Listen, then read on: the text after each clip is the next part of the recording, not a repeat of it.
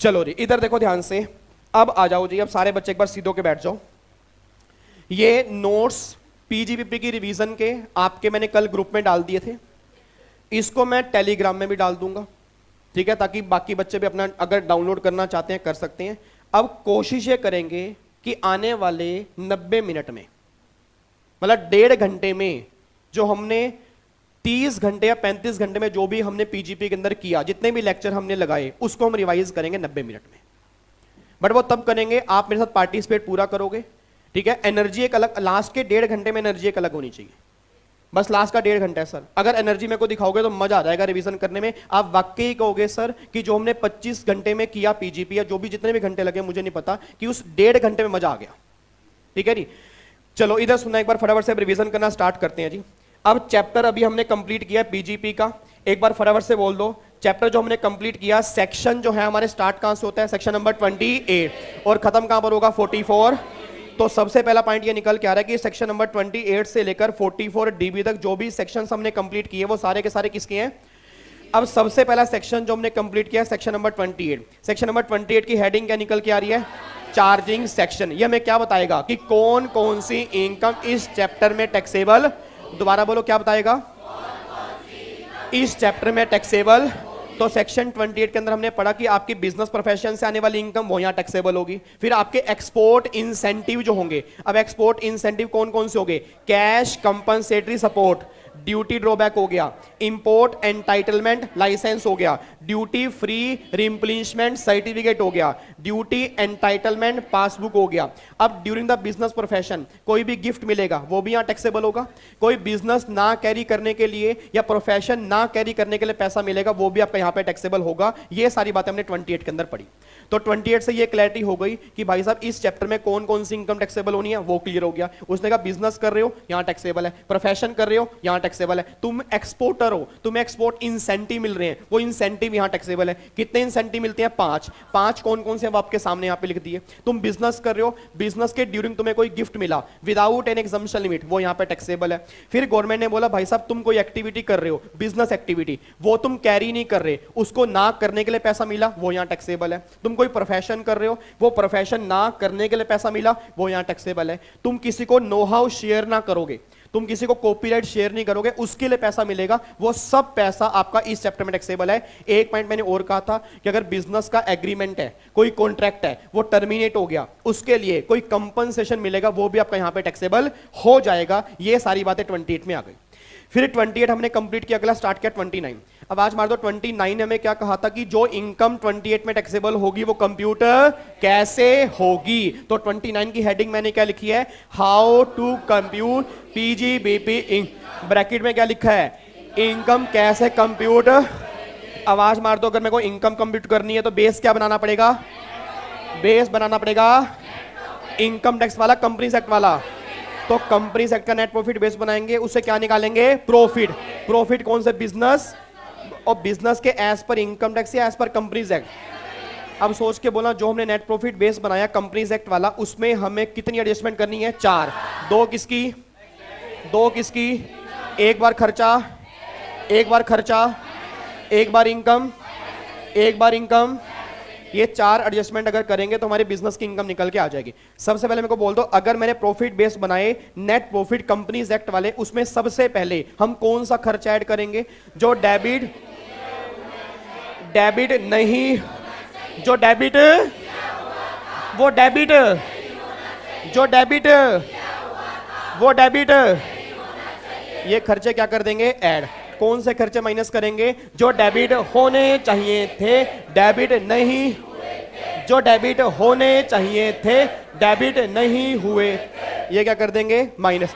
कौन सी income minus करेंगे, जो क्रेडिट की हुई थी, क्रेडिट नहीं होनी, जो क्रेडिट की हुई थी, क्रेडिट नहीं होनी। कौन सी इनकम ऐड कर देंगे, जो क्रेडिट होनी चाहिए थी, क्रेडिट नहीं हुई थी, जो क्रेडिट होनी चाहिए थी, क्रेडिट नहीं हुई थी, ये हम क्या कर देंगे, ऐड। क्या निकल के आ जाएंगे? प्रॉफिट। किसके निकल के आएंगे? बिजनेस के। एज पर इनकम टैक्स ये एडजस्टमेंट करेंगे। तो सिंपल सी बात निकल के आ रही है। इसके हम प्रैक्टिकल क्वेश्चन कर चुके थे कि आपको P&L अकाउंट दिया होगा, उसके डेबिट साइड में कुछ खर्चे होंगे, क्रेडिट साइड में कुछ इनकम होगी, अदर इन्फॉर्मेशन में कुछ खर्चे होंगे, अदर इन्फॉर्मेशन में कुछ इनकम होगी। तो गवर्नमेंट ने कहा जो भी तुमने खर्चा डेबिट किया हुआ है पहले ये चेक करो एज पर इनकम टैक्स क्या वो डेबिट होना चाहिए। अगर वो डेबिट होना चाहिए और उन्होंने डेबिट नहीं किया हुआ तो आपको डेबिट करना पड़ेगा। और ऐसे खर्चे जो उन्होंने डेबिट किए हुए हैं but as per income tax वो डेबिट नहीं होने चाहिए, वो उसको ऐड कर दोगे। फिर ऐसी इनकम फाइंड आउट करो जो उन्होंने क्रेडिट की हुई है बट क्रेडिट नहीं होनी चाहिए थी। फॉर एग्जाम्पल अदर सोर्स की इनकम है, हाउस प्रॉपर्टी की इनकम है, तो भाई साहब बिजनेस की इनकम में क्या काम कर रही है? जब मुझे बिजनेस की इनकम निकालनी है तो बिजनेस की इनकम में अदर सोर्स वाली इनकम का क्या काम है? तो गवर्नमेंट ने कहा ऐसी इनकम जो किसी और हेड की इनकम होगी उसको क्या कर दोगे? माइनस। और जो इनकम इस यहां टैक्सेबल होनी चाहिए बट वो क्रेडिट नहीं की हुई तो हमें क्या करनी पड़ेगी? ऐड। तो आपके प्रॉफिट निकल के आ जाएंगे बिजनेस के। दैट इज सेक्शन नंबर 29 हमने कंप्लीट किया। फिर अगला सेक्शन 30 हमने स्टार्ट किया। अब 30 स्टार्ट करने से पहले एक बात बताओ, अब वर्ड एक निकल गया एक्सपेंडिचर। एक्सपेंडिचर कितनी तरह की होती है? दो। कौन कौन से? रेवेन्यू और। अब सोच के बोला अगर रेवेन्यू खर्चे हैं कितने अलाउड होंगे? 100%। अगर कैपिटल खर्चे हैं अलाउड ही नहीं होंगे या होंगे? सारे एक साथ हैं इंस्टॉलमेंट में। इंस्टॉलमेंट कौन सी बनेगी? डेप्रीसिएशन की बनेगी। ये सारी बातें हमने कंप्लीट की। अब सेक्शन 30 आता है। फिर 30 ये बात कहता है कि अगर कोई खर्चा बिल्डिंग से रिलेटेड होगा उसका ट्रीटमेंट क्या होगा? वो सारी बातें 30 की हैं। याद करो, अगर कोई खर्चा बिल्डिंग से रिलेटेड होगा उसमें दो केस होंगे, या तो वो खर्चा करेगा ओनर या वो खर्चा करेगा। आवाज मार दो। ओनर ने अपनी बिल्डिंग पर रेवेन्यू खर्चा किया 100%। ओनर ने अपनी बिल्डिंग पर कैपिटल खर्चा किया, कॉस्ट में ऐड करेंगे, डेप्रीसिएशन क्लेम करेंगे। कॉस्ट में ऐड करेंगे, डेप्रीसिएशन। तो ओनर ने अगर अपनी बिल्डिंग पर रेवेन्यू खर्चा किया 100% अलाउड है। अगर ओनर ने अपनी बिल्डिंग पर कैपिटल खर्चा किया तो कॉस्ट में ऐड करेंगे, डेप्रीसिएशन। अच्छा, टेनेंट ने, ध्यान सुना, टेनेंट ने ओनर की बिल्डिंग पर रेवेन्यू खर्चा किया 100%। टेनेंट ने ओनर की बिल्डिंग पर कैपिटल खर्चा किया, डीम्ड बिल्डिंग मान लेंगे, डेप्रीसिएशन क्लेम करेंगे। डीम्ड डेप्रीसिएशन ये हमने क्या सेक्शन नंबर 30 के अंदर। तो अगर आप चेक करोगे यहाँ पे सेम पॉइंट लिखा हुआ है कि रेवेन्यू खर्चा चाहे ओनर करे चाहे टेनेंट करे 100% अलाउड है। कैपिटल खर्चा ओनर करेगा, कॉस्ट में ऐड करेंगे, डेप्रीसिएशन क्लेम करेंगे। टेनेंट करेगा, डीम्ड बिल्डिंग मान लेंगे, डेप्रीसिएशन क्लेम करेंगे। अब देखो कितनी जल्दी रिकॉल हो रहा है। ठीक है, मतलब कहना क्या चाह रहा हूं कि जो बातें हमने पढ़ी हैं वो बहुत जल्दी हम रिवाइज भी कर सकते हैं अगर हमारे दिमाग में है। फिर हमने किया अगला सेक्शन नंबर 31। अब 31 किसका निकल के आता है? प्लांट एंड मशीनरी से रिलेटेड खर्चे। आवाज मार दो। अगर ओनर ने अपनी मशीन पर रेवेन्यू खर्चा किया तो क्या करेंगे? 100%। अगर ओनर ने अपनी मशीन पर कैपिटल खर्चा किया, वही सेम लाइन, कॉस्ट में ऐड करेंगे, कॉस्ट में ऐड करेंगे, डेप्रीसिएशन। अब अगर टेनेंट ने दूसरे की मशीन पर रेवेन्यू खर्चा किया 100%, और अगर किराएदार ने दूसरे की मशीन पर कैपिटल खर्चा किया तो अलाउड नहीं होगा। ये सारी बातें मैंने यहां पे लिखी हुई हैं। ठीक है, अब उसके बाद देखो जी, फिर हमने किया एक्सप्लेनेशन 1 टू सेक्शन 32(1). एक्सप्लेनेशन 1 ये बात कहती है अगर टेनेंट ने अपना बिल्डिंग पर कैपिटल खर्चा किया तो डीम्ड बिल्डिंग मान के उसको अलाउड कर देंगे, डेप्रीसिएशन। फिर एक्सप्लेनेशन 5 में लिखा है डेप्रीसिएशन क्लेम करना क्या है? मैंडेटरी। ये सारी बातें हमने की हैं जी। फिर अगला हमने स्टार्ट किया सेक्शन नंबर 32(1)(1) से लेके, याद करो 32(1)(1). 32(1)(1) किसके लिए? इलेक्ट्रिसिटी। क्या इलेक्ट्रिसिटी कंपनी हमेशा WDV फॉलो करेगी या ऑप्शन है? कौन सा ऑप्शन है? SLM या? अब अगर वो SLM ऑप्ट कर रही है तो क्या वो ऑप्ट कर सकती है? ये बात कहां लिखी है? 32(1)(1) के अंदर कि इलेक्ट्रिसिटी कंपनी का ऑप्शन है SLM या WDV वो यूज कर सकती है। मेरे को एक बात बोल दो, अगर power generation company SLM method use कर रही है, ठीक है, और SLM उसने मतलब यूज किया और डेप्रीसिएशन वो क्लेम कर रही है, बट कुछ टाइम के बाद उसने अपनी एसेट बेच दी, कुछ टाइम के बाद उसने अपनी एसेट बेच दी। याद करो, आपको मैंने कहा था सेल प्राइस या तो WDV से कम होगा या WDV से, आवाज मार दो, अगर मेरा सेल प्राइस WDV से कम है तो क्या आएगा? Terminal depreciation. सेक्शन 32(1)(3). दोबारा बोलो, सेक्शन याद करने तुरंत हमें। अगर सेल प्राइस WDV से कम है तो क्या आएगा? Section number 32।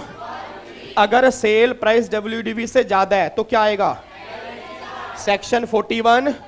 तो सिंपल सी बात निकल के आ रही है, या तो सेल प्राइस मेरा WDV से कम होगा या WDV से, अगर WDV से कम है तो क्या आएगा, टर्मिनल, और अगर ज्यादा है तो क्या आएगा।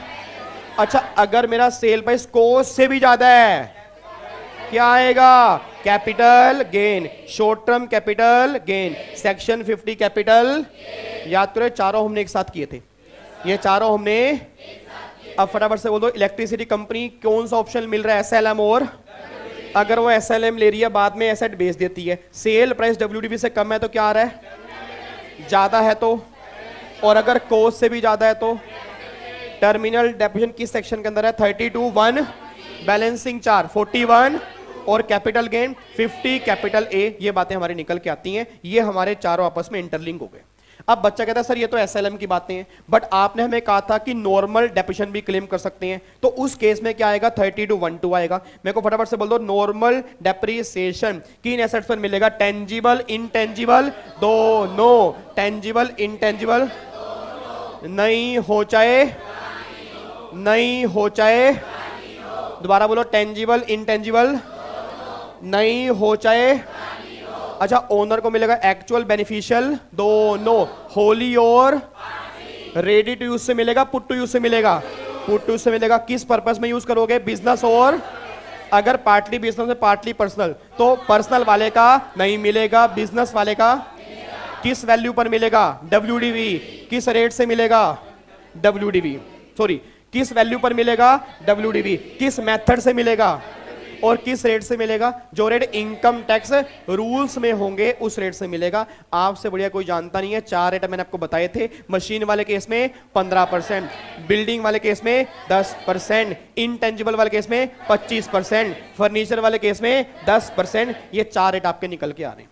तो देखो सेम पॉइंट मैंने यहां पे लिखा है कि भाई साहब टेंजिबल इंटेंजिबल चाहे नहीं हो, पुरानी हो, ओनर को मिलेगा, होली हो पार्टी हो, एक्चुअल पुट टू यूज पर मिलेगा, बिजनेस प्रोफेशन WDV से। अच्छा, एक पॉइंट और था, जो हमें डेप्रिसिएशन क्लेम करना है, ध्यान सुना जी, जो हमें डेप्रिसिएशन क्लेम करना है, सिंगल एसेट पर क्लेम करेंगे, ब्लॉक ऑफ एसेट। क्या होता है block of asset, same nature same percentage का एक ग्रुप बन जाएगा, सेम नेचर सेम परसेंटेज का एक ग्रुप बन जाएगा, सेम नेचर सेम परसेंटेज का एक ग्रुप बन। अब 4 मशीन है, 4 का रेट 15% है, कितने ब्लॉक बनेंगे, 1। 4 मशीन है, 2 मशीन का रेट 15 है, 2 का 30 है, कितने ब्लॉक बनेंगे। 4 मशीन है, 4 बिल्डिंग है, बिल्डिंग का रेट 10 है, मशीन का रेट 15 है, कितने ब्लॉक बनेंगे, 2। 4 बिल्डिंग है, 2 बिल्डिंग पे 10 है, 2 बिल्डिंग पे 30 है, कितने ब्लॉक बनेंगे। तो सेम नेचर सेम परसेंटेज का एक ग्रुप बन जाएगा। ये हमारा ब्लॉक ऑफ एसेट निकल के आता है। अब ये पॉइंट हमने कंप्लीट किया, फिर मैंने कहा 32(1)(2) एडिशनल डेप्रिसिएशन। अब अगर एडिशनल की बात करते हैं तो गवर्नमेंट ये बात कहते हैं एडिशनल सब पर नहीं मिलेगा, किस पर मिलेगा, नई मशीन होनी चाहिए, नई मशीन किस रेट से मिलता है।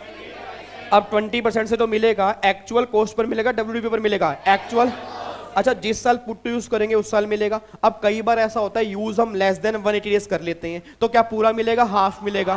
क्या हाफ मैं अगले साल क्लेम कर सकता हूं, ये बात हमने एडिशनल वाले केस में की थी, ठीक है जी। तो क्या चीज, हाँ मतलब वही कॉस्ट पे मिलेगा, मतलब सिंपल बात है, जो पहले साल अमाउंट आया वही सेम अमाउंट आपका दूसरे साल में आएगा एडिशनल वाले केस में। देखो ये बात मैंने लिखी है, तो एडिशनल मिलेगा नई प्लांट मशीनरी पर 20% से मिलेगा, एक्चुअल कॉस्ट पर मिलेगा।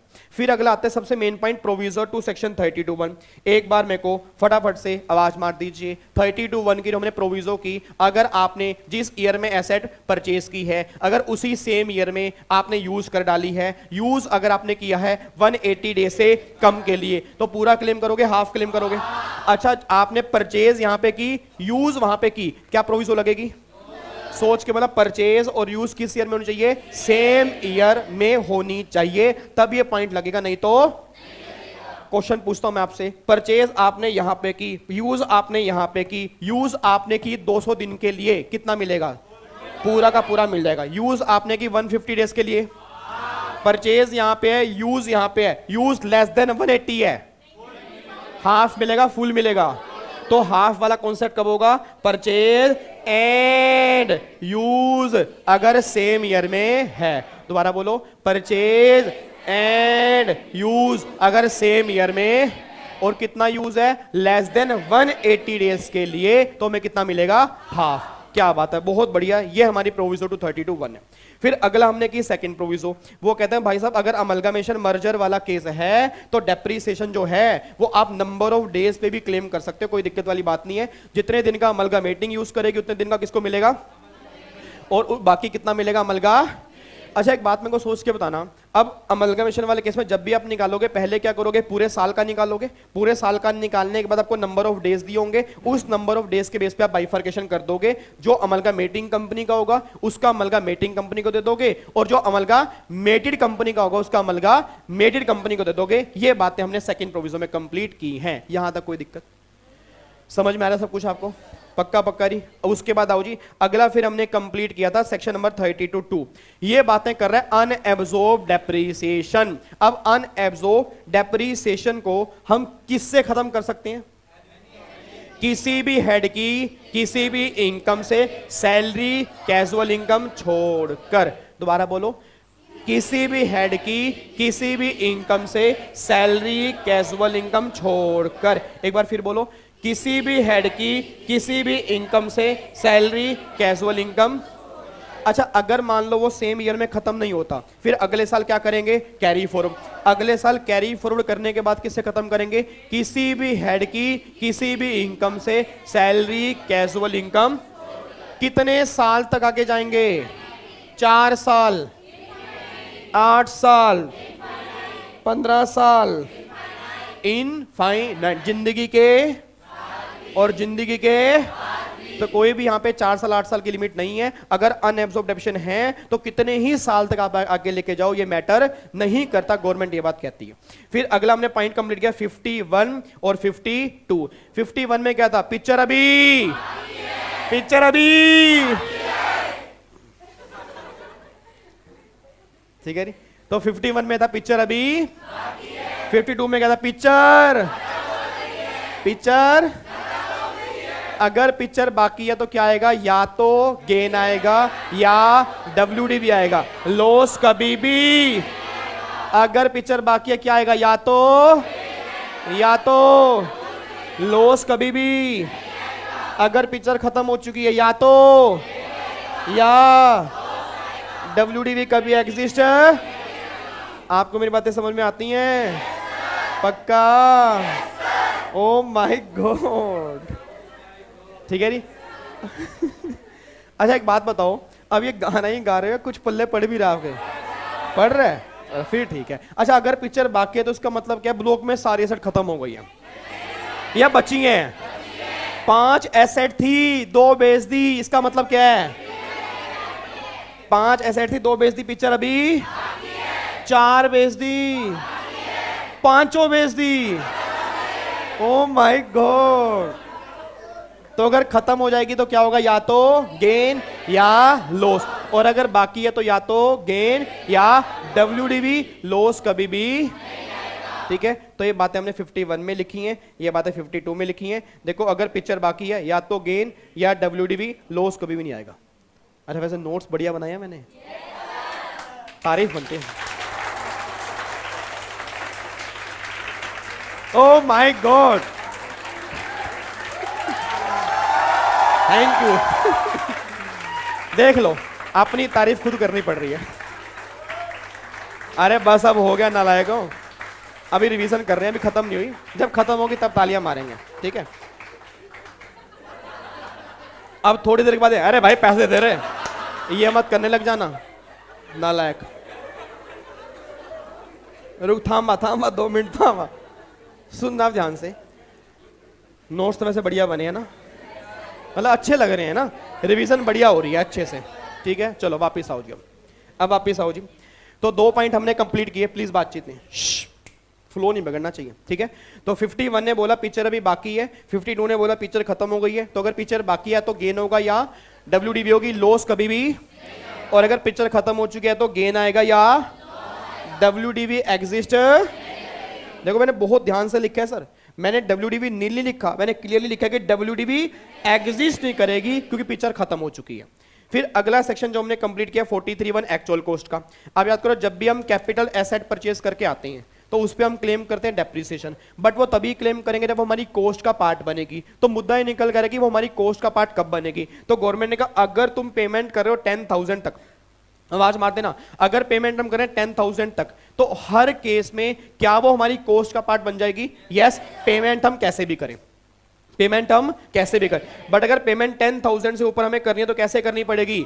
अकाउंट पे चेक से, अकाउंट पे ड्राफ्ट से, ऑनलाइन। ठीक है जी, अकाउंट पे चेक से, अकाउंट पे ड्राफ्ट से, ऑनलाइन, ऐसे बोला आपने। ठीक है जी, अब दोबारा बोलो, 10,000 तक हम पेमेंट कैसे भी करें, कुछ मैटर नहीं करता, हमेशा वो कॉस्ट का पार्ट बनेगी। 10,000 से ऊपर अगर आपने एसेट परचेज की है, अगर वो हमारी कॉस्ट का पार्ट बनाना है तो उसके लिए पेमेंट करनी पड़ेगी स्पेसिफाइड मोड से। अब वो स्पेसिफाइड मोड क्या है? अकाउंट पे चेक से, अकाउंट ऑन। अगर मैंने ऐसे की है तो क्या वो मेरी कॉस्ट का पार्ट बन जाएगी? अगर इसको छोड़ के पेमेंट किया तो वो मेरी कॉस्ट का पार्ट। अच्छा, अगर वो कॉस्ट का पार्ट नहीं बनेगी तो नुकसान क्या होगा? उस पर डेप्रिसिएशन में क्लेम। ये बात ध्यान देना। तो सिंपल सी बात है, एग्जाम में जब भी क्वेश्चन बनेगा वैल्यू बहुत ध्यान से देखना। अगर 10,000 तक है, आंखें बंद करके कॉस्ट का पार्ट बोल दो, कोई दिक्कत नहीं है। अगर वैल्यू 10,000 से ऊपर होगी, अगर आपने पेमेंट ऐसे की है तो देखो कॉस्ट का पार्ट बनेगी, अगर ऐसे नहीं की तो ऑब्वियस सी बात है वो कॉस्ट का पार्ट नहीं बनेगी, उस पर डेप्रिसिएशन आप क्लेम नहीं कर पाओगे। ये हमारा 43(1) था। उसके बाद फिर अगला सेक्शन हमने कंप्लीट किया था, सेक्शन नंबर 43(6) WDV कैसे निकालते हैं। अब WDV निकालने का सिंपल तरीका है, ओपनिंग WDV प्लस में परचेज माइनस में सेल, तो हमारी क्या निकल के आ जाएगी? WDV। इस पे हम क्या क्लेम कर लेंगे? ये पॉइंट आपका निकल के आता है। तो यहां तक हमने कंप्लीट किया। फिर अगला हमारा सेक्शन आता है 38(2). याद करो 38(2) में क्या था? अब 38(2) में था कि अगर आपने कोई भी एसेट लिया, पार्टली बिजनेस में यूज किया और पार्टली, अब बिजनेस वाले का मिलेगा और पर्सनल वाले का, बट मैं एक बात जानना चाहता हूं, मैं बात ये जानना चाहता हूं कि जब भी आप पार्टली बिजनेस वाले का दोगे और पार्टली पर्सनल वाले का दोगे तो क्या वैल्यू को बाइफरकेट करोगे या डेप्रिसिएशन को बाइफरकेट करोगे? डेप्रिसिएशन, वैल्यू को बाइफरकेशन। आप क्या करोगे? सबसे पहले पूरा निकाल दोगे डेप्रिसिएशन, उसको बाइफरकेट करोगे। बस ये बात ध्यान देना, वैल्यू बाइफरकेट मत करना। अगर उसने बोला कैपिटल एसेट 50 लाख की है, 70 बिजनेस में है, 30 पर्सनल है, तो क्या 50 लाख का 70% निकालोगे या पहले निकालोगे डेप्रिसिएशन और फिर उसका 70-30 करके आप कैलकुलेशन करोगे? ये बात हमने यहां पे सीखी थी, हमने। डन आ रही है जी बातें? उसके बाद देखो 43(C) 43(C) same 50(C). 50(C) में क्या लिखा है? अगर stamp duty value sale price के 110% से ज्यादा है तो स्टैंप ड्यूटी वैल्यू क्या बन जाएगा? Sale price. अगर stamp duty value sale price के 110 से ऊपर है तो स्टैंप ड्यूटी क्या बन जाएगा? सेल। बट कुछ केस में रेशो 120 की लेनी है, हाँ या ना? कितनी कंडीशन है?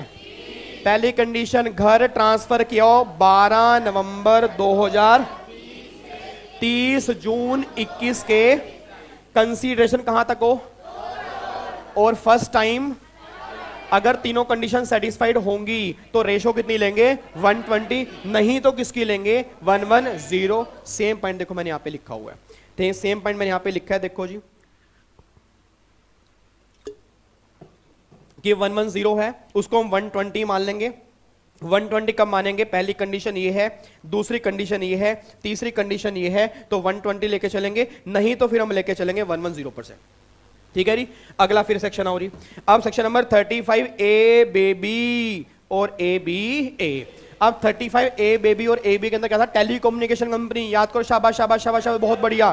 टेलीकम्युनिकेशन कंपनी क्या लेती है? उसका एक दूसरा नाम भी है, उसके लिए पेमेंट करती है। किसको? कम होती है पेमेंट, ज्यादा होती है? अच्छा, लाइसेंस के लिए की गई पेमेंट वैसे क्या है? रेवेन्यू खर्चा, कैपिटल। कैपिटल खर्चे पर वैसे हम क्या क्लेम करते हैं? बट क्या यहां पे हम डेप्रिसिएशन क्लेम करेंगे या खर्चे को अलाउड करवाने का अलग तरीका है? क्या है? टोटल खर्चा डिवाइड बाय जितने साल का वो लाइसेंस होगा उससे डिवाइड करके हर साल उतना हम खर्चा आपको अलाउड कर देंगे। ये सारी बातें हमने यहां पे की थी। तो देखो जी, अगर लाइसेंस है, स्पेक्ट्रम है, टेलीकम्युनिकेशन कंपनी, तो जो भी आपके एक्सपेंडिचर होंगे नंबर ऑफ ईयर से आप डिवाइड करोगे तो उतना खर्चा आप हर साल अलाउड कर सकते हो। बस ये बात ध्यान देना जी, ये सारी बातें हमने यहाँ पे की थी। बात समझ में आ रही है? अच्छा, यहाँ पे हमने एक पॉइंट और भी किया था, मैंने लिखा नहीं है यहाँ पे, आप मुझे बता सकते हो। अगर कोई टेलीकम्युनिकेशन कंपनी लाइसेंस बेच दे, ओ माय गॉड, याद कैसे आएगा? अगर कोई टेलीकम्युनिकेशन कंपनी लाइसेंस, तो क्या उस केस में कोई ट्रीटमेंट याद आ रहा है आपको? क्या आप मुझे बता सकते हो? अगर मैंने 100 लाख रुपए का लाइसेंस लिया था और 10 साल का वो लाइसेंस था, हर साल कितने अलाउड होंगे? 10 लाख रुपए। मैंने 6 साल लाइसेंस यूज किया, कितने अलाउड हो गए? 60 लाख। मुझे गवर्नमेंट से लेने कितने थे? मिल कितने गए? 40 लाख को मैं क्या बोलता हूं? WDV। हाँ जी, WDV है, अनअमोटाइज, अनअमोटाइज। और 60 लाख को मैं क्या बोलता हूं? अमोटाइज। अब 40 लाख मेरे बच्चे थे, सेल कर दिया मैंने 20 लाख का। आपने बोलो सेल प्राइस अगर अनअमोटाइज कॉस्ट से कम है तो मैंने कहा था वो डिडक्शन आपको मिल जाती है, ठीक है, उसको हम बोलते हैं लॉस। अब अगर आपने बेच दिया 60 लाख का तो फायदा क्या हो गया? टैक्सेबल। हम क्या बोलेंगे?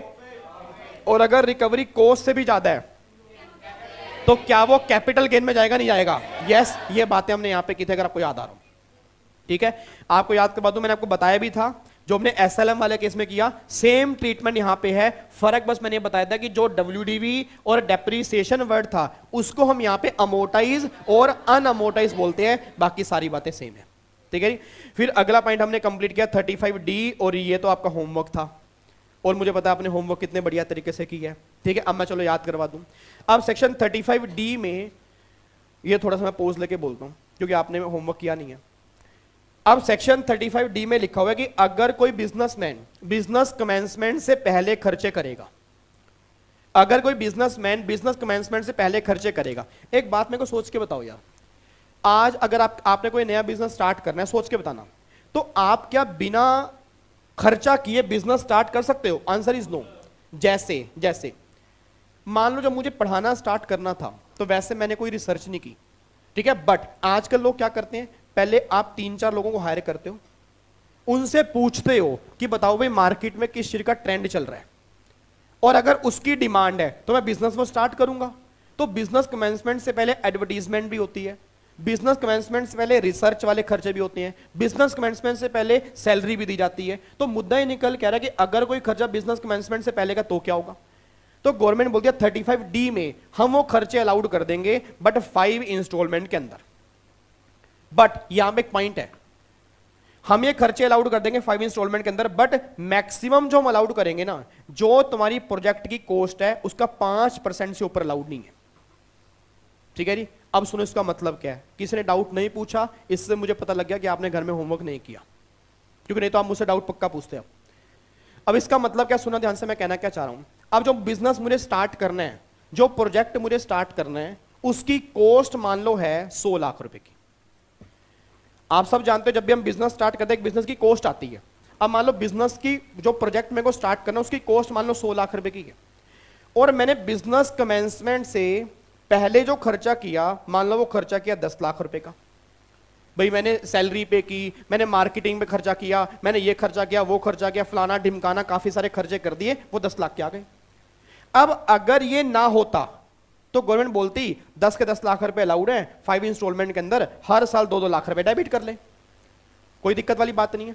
बट प्रॉब्लम क्या निकल के आ रही है, गवर्नमेंट ने कहा अलाउड है, बट इतना बता दे तेरी प्रोडक्ट की कॉस्ट कितनी है। अब जो तेरी प्रोडक्ट की कॉस्ट है उसका मैक्सिमम हम 5% अलाउड करेंगे, उससे ऊपर अलाउड नहीं करेंगे। अब सोच के बोला कॉस्ट कितनी है प्रोजेक्ट की 100, उसका 5 कितना बन रहा है 5 लाख, और मैंने खर्चा कितना किया 10, तो अलाउड तो है बट कितना अलाउड है 5 लाख अलाउड है, इससे ऊपर अलाउड नहीं है। तो बस अब हर साल मैं 2-2 लाख रुपए डेबिट नहीं करूंगा, 1-1 लाख रुपए डेबिट करूंगा, बस ये बात ध्यान दो।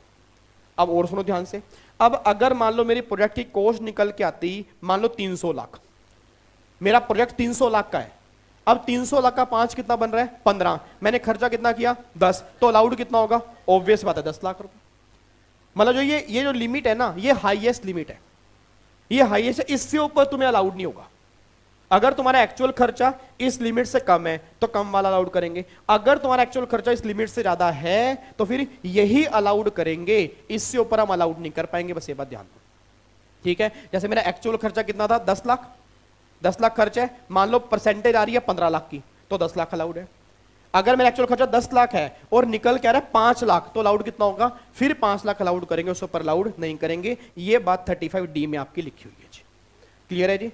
तो 35D में क्या लिखा है, बिजनेस कमेंसमेंट से पहले वाले खर्चे भी अलाउड होंगे, कितनी इंस्टॉलमेंट के अंदर, 5 इंस्टॉलमेंट के अंदर। अब जो 5 इंस्टॉलमेंट के अंदर हमें अलाउड करने हैं, दोबारा बोलना, जो 5 इंस्टॉलमेंट के अंदर मुझे अलाउड करने हैं, तो क्या वो सारे के सारे मुझे अलाउड करने हैं, एक लिमिट है, लिमिट कितनी है, कॉस्ट ऑफ प्रोजेक्ट का 5% तक अलाउड होगा, उससे ऊपर अलाउड नहीं होगा। ये 35D आ रहा है। फिर निकल कह रहा है 35E, ये भी आपका होमवर्क था, इसमें लिखा हुआ एक बात बताना, पेट्रोल कहां से निकलता है? पेट्रोल कहां से निकलता है, पेट्रोल जमीन से, समुद्रों के अंदर। अगर आपको बताओ जितनी गहराई ज्यादा होती है उतना पेट्रोल अच्छा निकलता है। आप चेक करना, जितने भी आपको मैंने कहा भी था कि जो बेस लाइन होती है उससे 24 नॉटिकल माइल्स, अरे हाँ या ना तो बोल दो, एक तो 200 नॉटिकल माइल्स था, एक 12 नॉटिकल माइल्स था। अब 12 वाला तो हर पर्पस के लिए इंडिया होता है, और 200 वाला इंडिया होता है किस पर्पस के लिए, ओनली फॉर ऑयल पर्पस और नेचुरल गैस।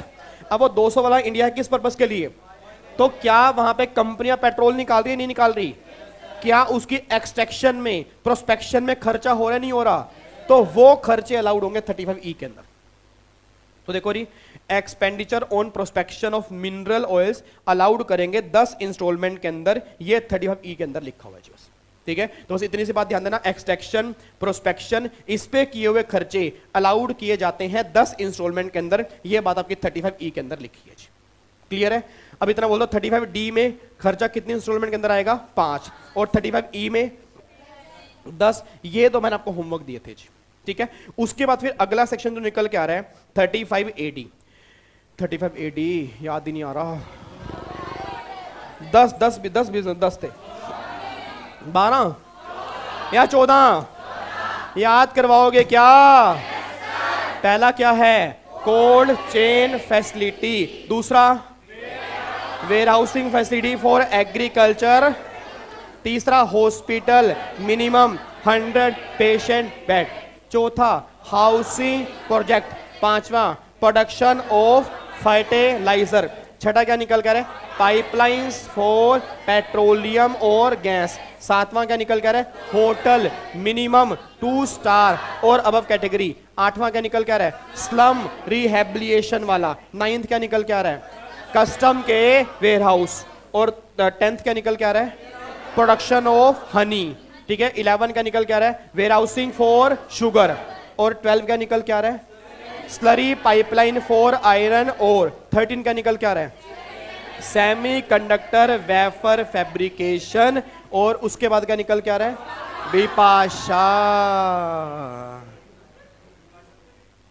ऐसा लगा जैसे सारा याद हो गया हो, ठीक है, बिजली पानी, ओ माय गॉड, ठीक है नहीं। तो अगर इन 14 में से कोई बिजनेस स्टार्ट करोगे तो डिडक्शन कितनी मिल जाएगी आपको, 100% की आपको डिडक्शन मिल जाएगी जी। ये आपके 14 बिजनेस मैंने यहाँ पे लिखे हुए हैं, ठीक है। उसके बाद फिर आ रहा हूं 36 में। अब 36 में को याद करवा दो थोड़ा थोड़ा सी। 36 में क्या आते हैं, सर्टेन डिडक्शन, सर्टेन, याद करो 36 में कौन कौन से, पहला क्या निकल के आ रहा है, अगर स्टॉक इन ट्रेड है, स्टॉक इन ट्रेड का मैंने क्या करवाया है, इंश्योरेंस, उसका क्या पे कर रहा हूं, प्रीमियम, क्या अलाउड है या नहीं है। दूसरा खर्चा क्या है, अगर एम्प्लॉयर ने एम्प्लॉय की हेल्थ का इंश्योरेंस करवाया, उसका प्रीमियम पे करेंगे, अलाउड है या नहीं है। तीसरा बोनस और कमीशन अलाउड है या नहीं है। मैंने लोन लिया, कैपिटल लिया अपने बिजनेस के लिए, उस पर इंटरेस्ट पे करूंगा, अलाउड है या नहीं है। या उसके बाद फिर अगला क्या निकल कर रहा है, discount on 0 coupon bond, allowed है या नहीं है, यस। बैड डेट्स अलाउड है या नहीं है, क्या प्रोविजन भी अलाउड है, बैंकिंग कंपनी वाले केस में है, इंडियन बैंक वाले केस में 8 पॉइंट, पब्लिक फाइनेंशियल वाले केस में 15, फॉरेन बैंक वाले केस में, क्या बात है, बहुत बढ़िया। अगर एम्प्लॉयर ने एम्प्लॉय के अप्रूव फंड में कंट्रीब्यूट किया, अलाउड है या नहीं है, और अगर वो फंड अप्रूव नहीं है तो अलाउड। फैमिली प्लानिंग पे खर्चा करना है, अलाउड है क्या? फैमिली प्लानिंग पे क्या चीज? हाँ वो अभी अभी अभी आऊंगा, अभी आ रहा हूँ, अभी आ रहा हूँ। ठीक है जी, हाँ जी, फैमिली प्लानिंग पे खर्चा करना अलाउड है या नहीं है? रिवेन्यू खर्चा सारा, रिवेन्यू खर्चा, कैपिटल खर्चा 5 इंस्टॉलमेंट के अंदर अलाउड हो जाएगा। क्या एसटीटी अलाउड है या नहीं है? क्या सीटीटी? बस क्या बात है यार, देख लो सारा कुछ यहाँ पे लिखा हुआ है। आप कौन कहता है पीजी मुश्किल है? सारा तो आपको याद है यार, बताओ। हाँ, बच्चा कह रहा है वैसे आपने इतने घंटे लगाए, 1.5 घंटा लगा खत्म करवाते। ठीक है जी, तो इधर सुना ध्यान से। तो ये सारे के सारे खर्चे आपके यहाँ पे लिखे हुए हैं, आपके ये सारे खर्चे होंगे आपके 36 में अलाउड कर दिए जाएंगे। ये खर्चा आपके सामने है। उसके बाद चेक करो 37। अब 37 में क्या आता है? जर्नल, जो खर्चे कहीं भी अलाउड, क्या यहां अलाउड हो जाएंगे? कुछ कंडीशन है। पहली कंडीशन, वो खर्चा बिजनेस से रिलेटेड होना, 100% रिवेन्यू, लीगल खर्चा, सीएसआर वाला, सीएसआर वाला नहीं। अच्छा एक बात तो, जो डॉक्टर जो मेडिसिन शॉपकीपर वो फ्री बीज देते हैं, क्या वो अलाउड है? नहीं है। तो वही मैंने यहाँ पे लिखा है, 100% बिजनेस हो, 100% रिवेन्यू हो, लीगल खर्चा हो, सीएसआर वाला ना हो और फ्री बीज यहाँ पे। तो ये खर्चा आपको 37 में अलाउड कर दिए जाएंगे। ये 37 का क्रक्स आपके सामने निकल के आ रहा है। ठीक है, अब ये पॉइंट कंप्लीट करने के बाद अगला फिर आ जाओ, अगला भी यहाँ पे आओ जी। ठीक है, आप सेक्शन 40 पे चलते हैं। ठीक है, ओह माय गॉड, मजा आ रहा है? पक्का पक्का? कईयों को तो नींद आ रही है, मेरे को पता। अरे ध्यान से आराम से बोलो नालायक हो। आराम से आराम से, कोई बात नहीं, गुस्सा नहीं करना। देखो खत्म हो जाएगा, ये तो एक दौर है। ठीक है, माना आपके अंदर गुस्सा भरा हुआ है। अब मेरे ऊपर निकाल रहे हो, कोई बात नहीं, एक दौर है, 1-1.5 महीने की बात है बस। एग्जाम क्लियर हो जाएंगे, अपना गुस्सा खत्म हो जाएगा हमारा। ठीक है, 9 सर, उसके बाद भी गुस्सा रहेगा?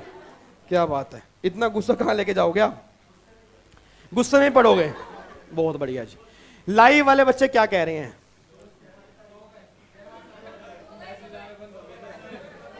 लाइव वाले बच्चे उतनी स्पीड से लिख ही नहीं पा रहे, कह रहे नहीं, इतनी स्पीड से उन्होंने बेबी को मैसेज नहीं किया आज तक। इतनी स्पीड कहां से करेंगे हम? क्या बात है। चलो, फेस टू फेस वाले कॉफी में मिला के आए थे कुछ, आज तारीफ कर दी आपकी, देख लो। वैसे ये तो है 140 लेक्चर एक तरफ और ये पार्टिसिपेशन एक तरफ।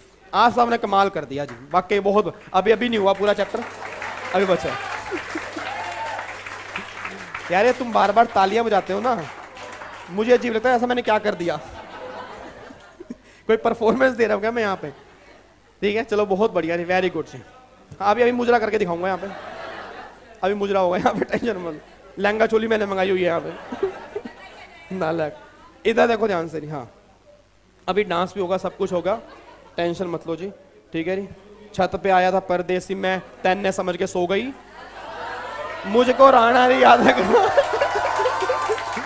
गलती मारे दी हो गई। ठीक है, हाँ अभी करेंगे डांस। चलो वापिस आ जाओ जी, अब वापिस आओ। ठीक है प्लीज। अभी घूंघट सब मंगाया हुआ मैंने, इधर देखो। अब यहाँ तक कोई दिक्कत तो नहीं है? ठीक है, अब अगले सेक्शन पे आओ जी। अब सेक्शन 40A1, 40A1 और 40A3 एक बार मेरे को फटाफट से बोल दो जी। अब सेक्शन 40 जो है वो हमारा डिसअलाउड का है। पहले मुझे ये बताओ, अगर हमें पेमेंट करनी है, पार्टिसिपेशन बरकरार रखना जी। अगर पेमेंट हमें करनी है या तो रेजिडेंट को, या अगर पेमेंट कर रहा हूं रेजिडेंट को, ध्यान सुनना, अगर पेमेंट कर रहा हूं रेजिडेंट को, टीडीएस मैंने नहीं काटा या काट कर मैंने गवर्नमेंट को पे नहीं किया। अच्छा, टीडीएस काट के पे कब तक करना है? रिटर्न फाइलिंग की ड्यू डेट या उससे। अब अगर मैंने टीडीएस नहीं काटा या टीडीएस काट के गवर्नमेंट को पे नहीं किया, तो क्या सारा खर्चा डिसअलाउड या 30%? 70% क्या हो जाएगा? 30 क्या हो जाएगा? जो 30 डिसअलाउड हुआ, क्या वो कभी अलाउड भी होगा? कब होगा? जिस भी साल में टीडीएस काट के जमा करवा। और अगर यही पेमेंट कर रहा हूं एनआर को, अगर यही पेमेंट कर रहा हूं एनआर को, मैंने टीडीएस नहीं काटा या टीडीएस काट के जमा नहीं कराया, तो क्या 70, 30 या 100%? अलाउड। अलाउड कितना होगा? 0। डिसअलाउड कितना होगा? 100। तो क्या ये 100 कभी अलाउड होगा? कब होगा? जिस भी साल में टीडीएस काट के जमा, बट सैलरी वाले केस में एक बार अगर डिसअलाउड हो गया तो फॉर एवर। चेक करो, ये बातें यहाँ पे लिखी है मैंने, ठीक है। अब अगर आप यहाँ पे चेक करोगे, देखो साथ साथ देखते रहते हैं ताकि आपको समझ में डायग्राम कैसे बने हैं। पेमेंट करोगे रेजिडेंट को, टीडीएस नहीं काटा या काट के जमा नहीं कराया, रिटर्न फाइलिंग की ड्यू डेट उससे पहले, तो 70 अलाउड, 30 डिसअलाउड। फिर मैंने क्या लिखा है? अलाउड हो जाएगा जिस शेयर में टीडीएस काट के डिपॉजिट कर दोगे, ठीक है। फिर आगे पॉइंट, अगर पेमेंट किए एनआर को, देखो लिखा है अदर देन सैलरी, ठीक है। अदर देन सैलरी में क्या लिखा है? It mean if default arise in salary then 100% disallowed और फॉर एवर। और अदर देन सैलरी में टीडीएस नहीं काटा है, काट के जमा नहीं कराया, नो अलाउड, अलाउड कुछ भी नहीं होगा, 100% डिसअलाउड। जिस ईयर में टीडीएस काट के डिपॉजिट कर दोगे उस ईयर में अलाउड हो जाएगा। ये सारी पेमेंट यहां पे आ रही है, ठीक है। अगला फिर एक सेक्शन हमने किया था 48(2) और 48(3). आपको याद करो, मैंने कहा था कि पेमेंट जो हो वो रीजनेबल होनी चाहिए। अगर पेमेंट आप रीजनेबल नहीं कर रहे तो क्या वो खर्चा अलाउड करेंगे, डिसअलाउड करेंगे? अच्छा एक बात मेरे को बोलना, अगर पेमेंट मेरे को करनी है 10,000 तक, आवाज मार देना, अगर पेमेंट मुझे करनी है 10,000 तक, तो पेमेंट करने का कोई तरीका है या कैसे भी कर सकता हूं? और अगर 10,000 से ज्यादा करनी है तो कैसे करनी पड़ेगी? अकाउंट पे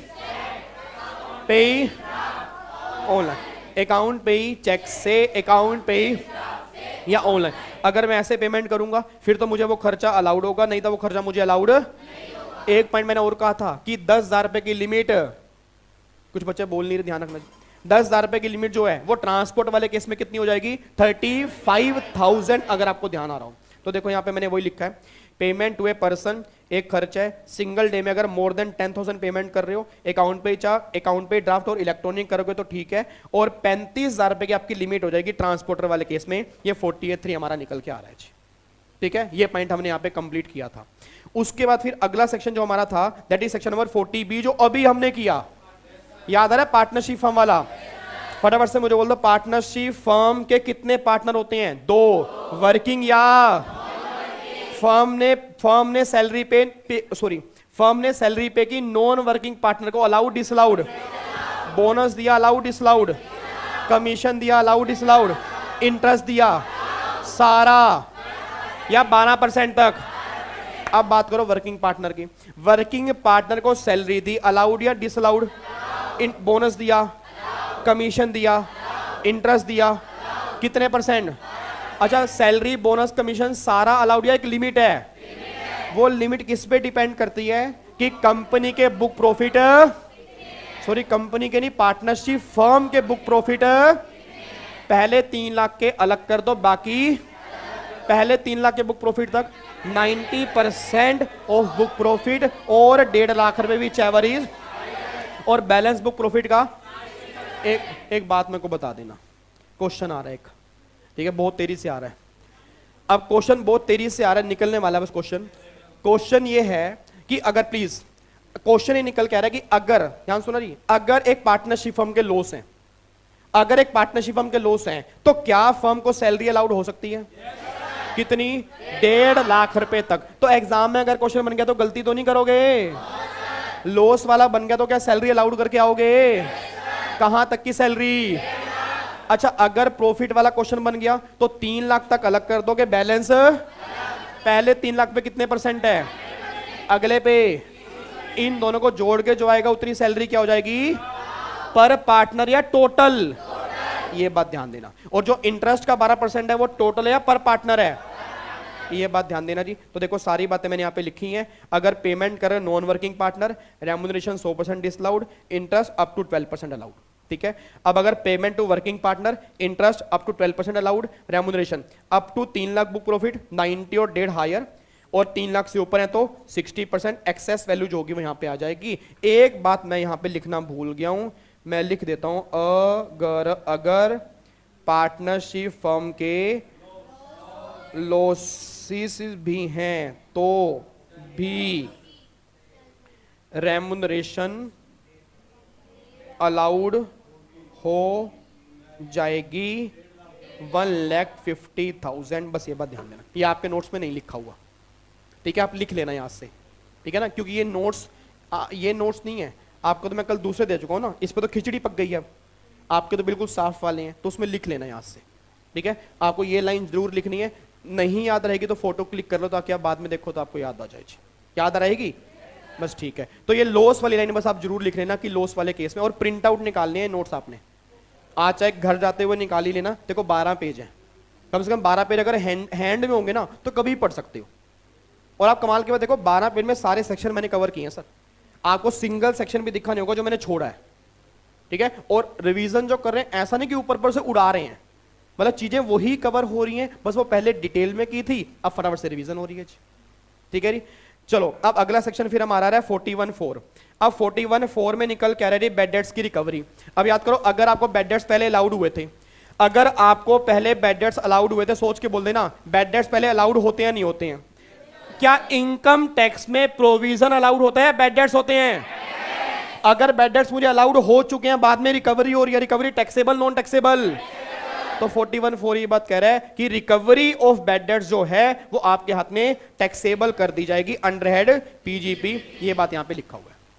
और एक 41.3 अभी अभी हमने किया, साइंटिफिक रिसर्च वाली एसेट बेच देते हो तो टैक्सेबल कर देते हैं पीजीबीपी के अंदर, याद आ रहा है आपको? और अगर वो रिकवरी कॉस्ट से भी ज्यादा है तो कैपिटल गेन में, अगर दूसरे बिजनेस में लेके जा रहे हैं तो कॉस्ट क्या बनती है, नील, और सेक्शन 50 आपका अप्लाई हो जाता है। ये बातें यहां पे आ गई हैं, ठीक है। फिर एक सेक्शन है 43B, डिडक्शन पेबल बेस पर मिलेगी पेमेंट बेस पर मिलेगी।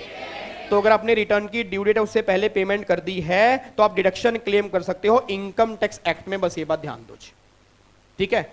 अब कुछ बच्चों ने मेरे से डाउट ही नहीं पूछा कि सर 3511 35 वो कहाँ गए, वो तो बीच में गायब ही हो गए, ठीक है। आएंगे वो, मैंने लास्ट में ना अगर आप चेक करोगे देखो यहां पे मैंने जोड़े हुए हैं, ठीक है। तो वो भी आएंगे क्योंकि ना ये समरी ऑलरेडी बनी हुई थी, तो फिर मैंने दोबारा से नहीं बनाई, मैंने वो 2 पेज समरी बुक के कट करके मैंने यहां पेस्ट कर दिए, बाकी मैंने खुद बनाई है सारी। ऐसा ना हो कि आपको लगे पुरानी है, ये मैंने कल ही बैठ के बनाई है आपके लिए। हाँ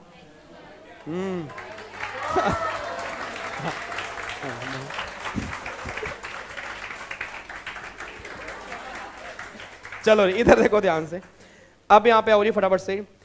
अब एक बार सेक्शन कैपिटल गेन की बना देंगे, और सेवा बोलो, नहीं कोई दिक्कत नहीं, बना देंगे, टेंशन मतलब बना देंगे, ठीक है। एक दिन लगेगा, देखो मेन पता क्या आपको हैरानी होगी, ये 3 घंटे मैंने तैयार कर दी, बस मेन क्या है, बैठने की बात है। मतलब मेरे को लग नहीं रहा था मैं ऐसे तैयार कर पाऊंगा, सही बताऊं तो, बट जब मैं बैठा ना 3 घंटे ऐसा फ्लो बना कि अपने आप लिखता गया, बनती गई।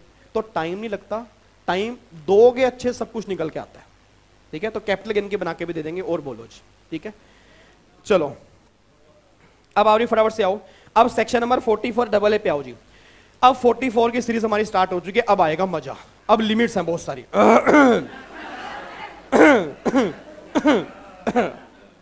क्या कर रहे हो नालायक, होता नहीं सुबह सुबह नालायक कहेंगे। अरे इधर देखो ध्यान से नालायक को, इधर देखो ध्यान से, आप मत करना, आपके मुंह पान वान है, कहीं आया कर, हर आया कर दो। चलो वापिस आओ जी फटाफट से जी, शाबाश शाबाश शाबाश, वापिस आ जाओ जी। अब सेक्शन 44 हमारा बैलेंस है। पहले एक बार मेरे को रिकॉल करा दो कि 44 में क्या था। 44AA में क्या था, बुक्स ऑफ अकाउंट्स कैसे मेंटेन करने। 44AB में क्या था कि ऑडिट कैसे करवाना है। 44AD में क्या था, presumptive taxation for businessman. 44ADA में क्या था, प्रिजम्पटिव टैक्सेशन फॉर प्रोफेशनल। और 44AE में क्या था, जो ट्रांसपोर्ट वाले होते हैं उनकी प्रिजम्पटिव टैक्सेशन, ठीक है। तो पहले 44AA की बात करते हैं।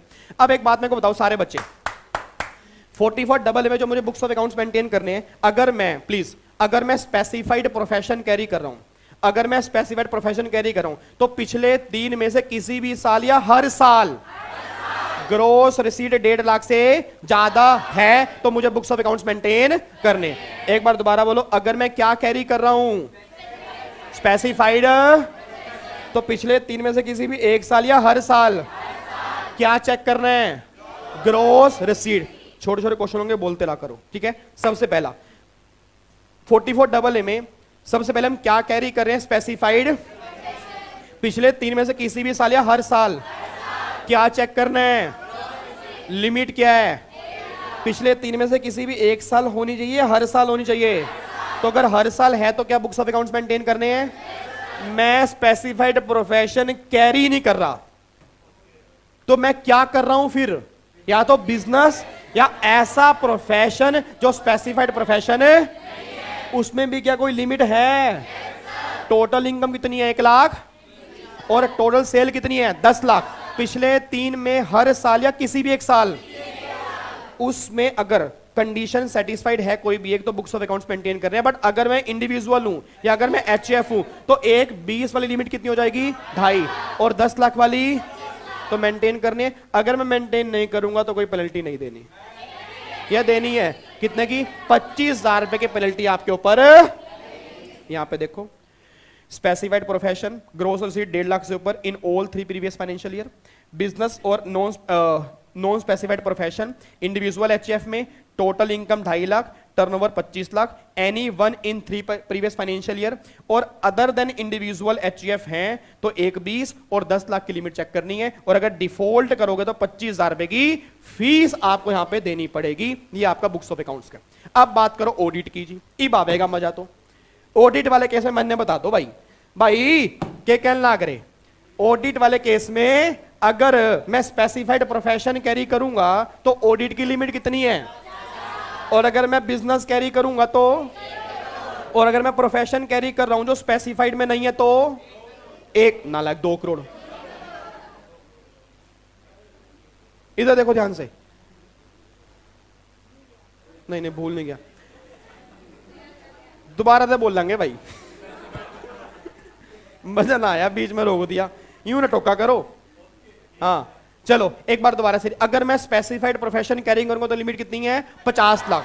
अगर मैं बिजनेस कैरी करूंगा तो 1। अगर मैं प्रोफेशन कैरी कर रहा हूं बट स्पेसिफाइड प्रोफेशन नहीं है तो 1। क्या ये लिमिट बढ़ भी सकती है? कहां तक जा सकती है? 10 करोड़। बट वो कब? अगर ऑनलाइन ट्रांजैक्शन 95% या उससे ज्यादा है। अच्छा, क्या 50 लाख वाली बढ़ेगी या 1 करोड़ वाली बढ़ेगी? 50 लाख तो हमेशा कितनी रहेगी? 1 करोड़ वाली कितनी हो जाएगी? वो डिपेंड करता है ऑनलाइन ट्रांजैक्शन कितने % है। अच्छा, मैं नहीं करा रहा ऑडिट,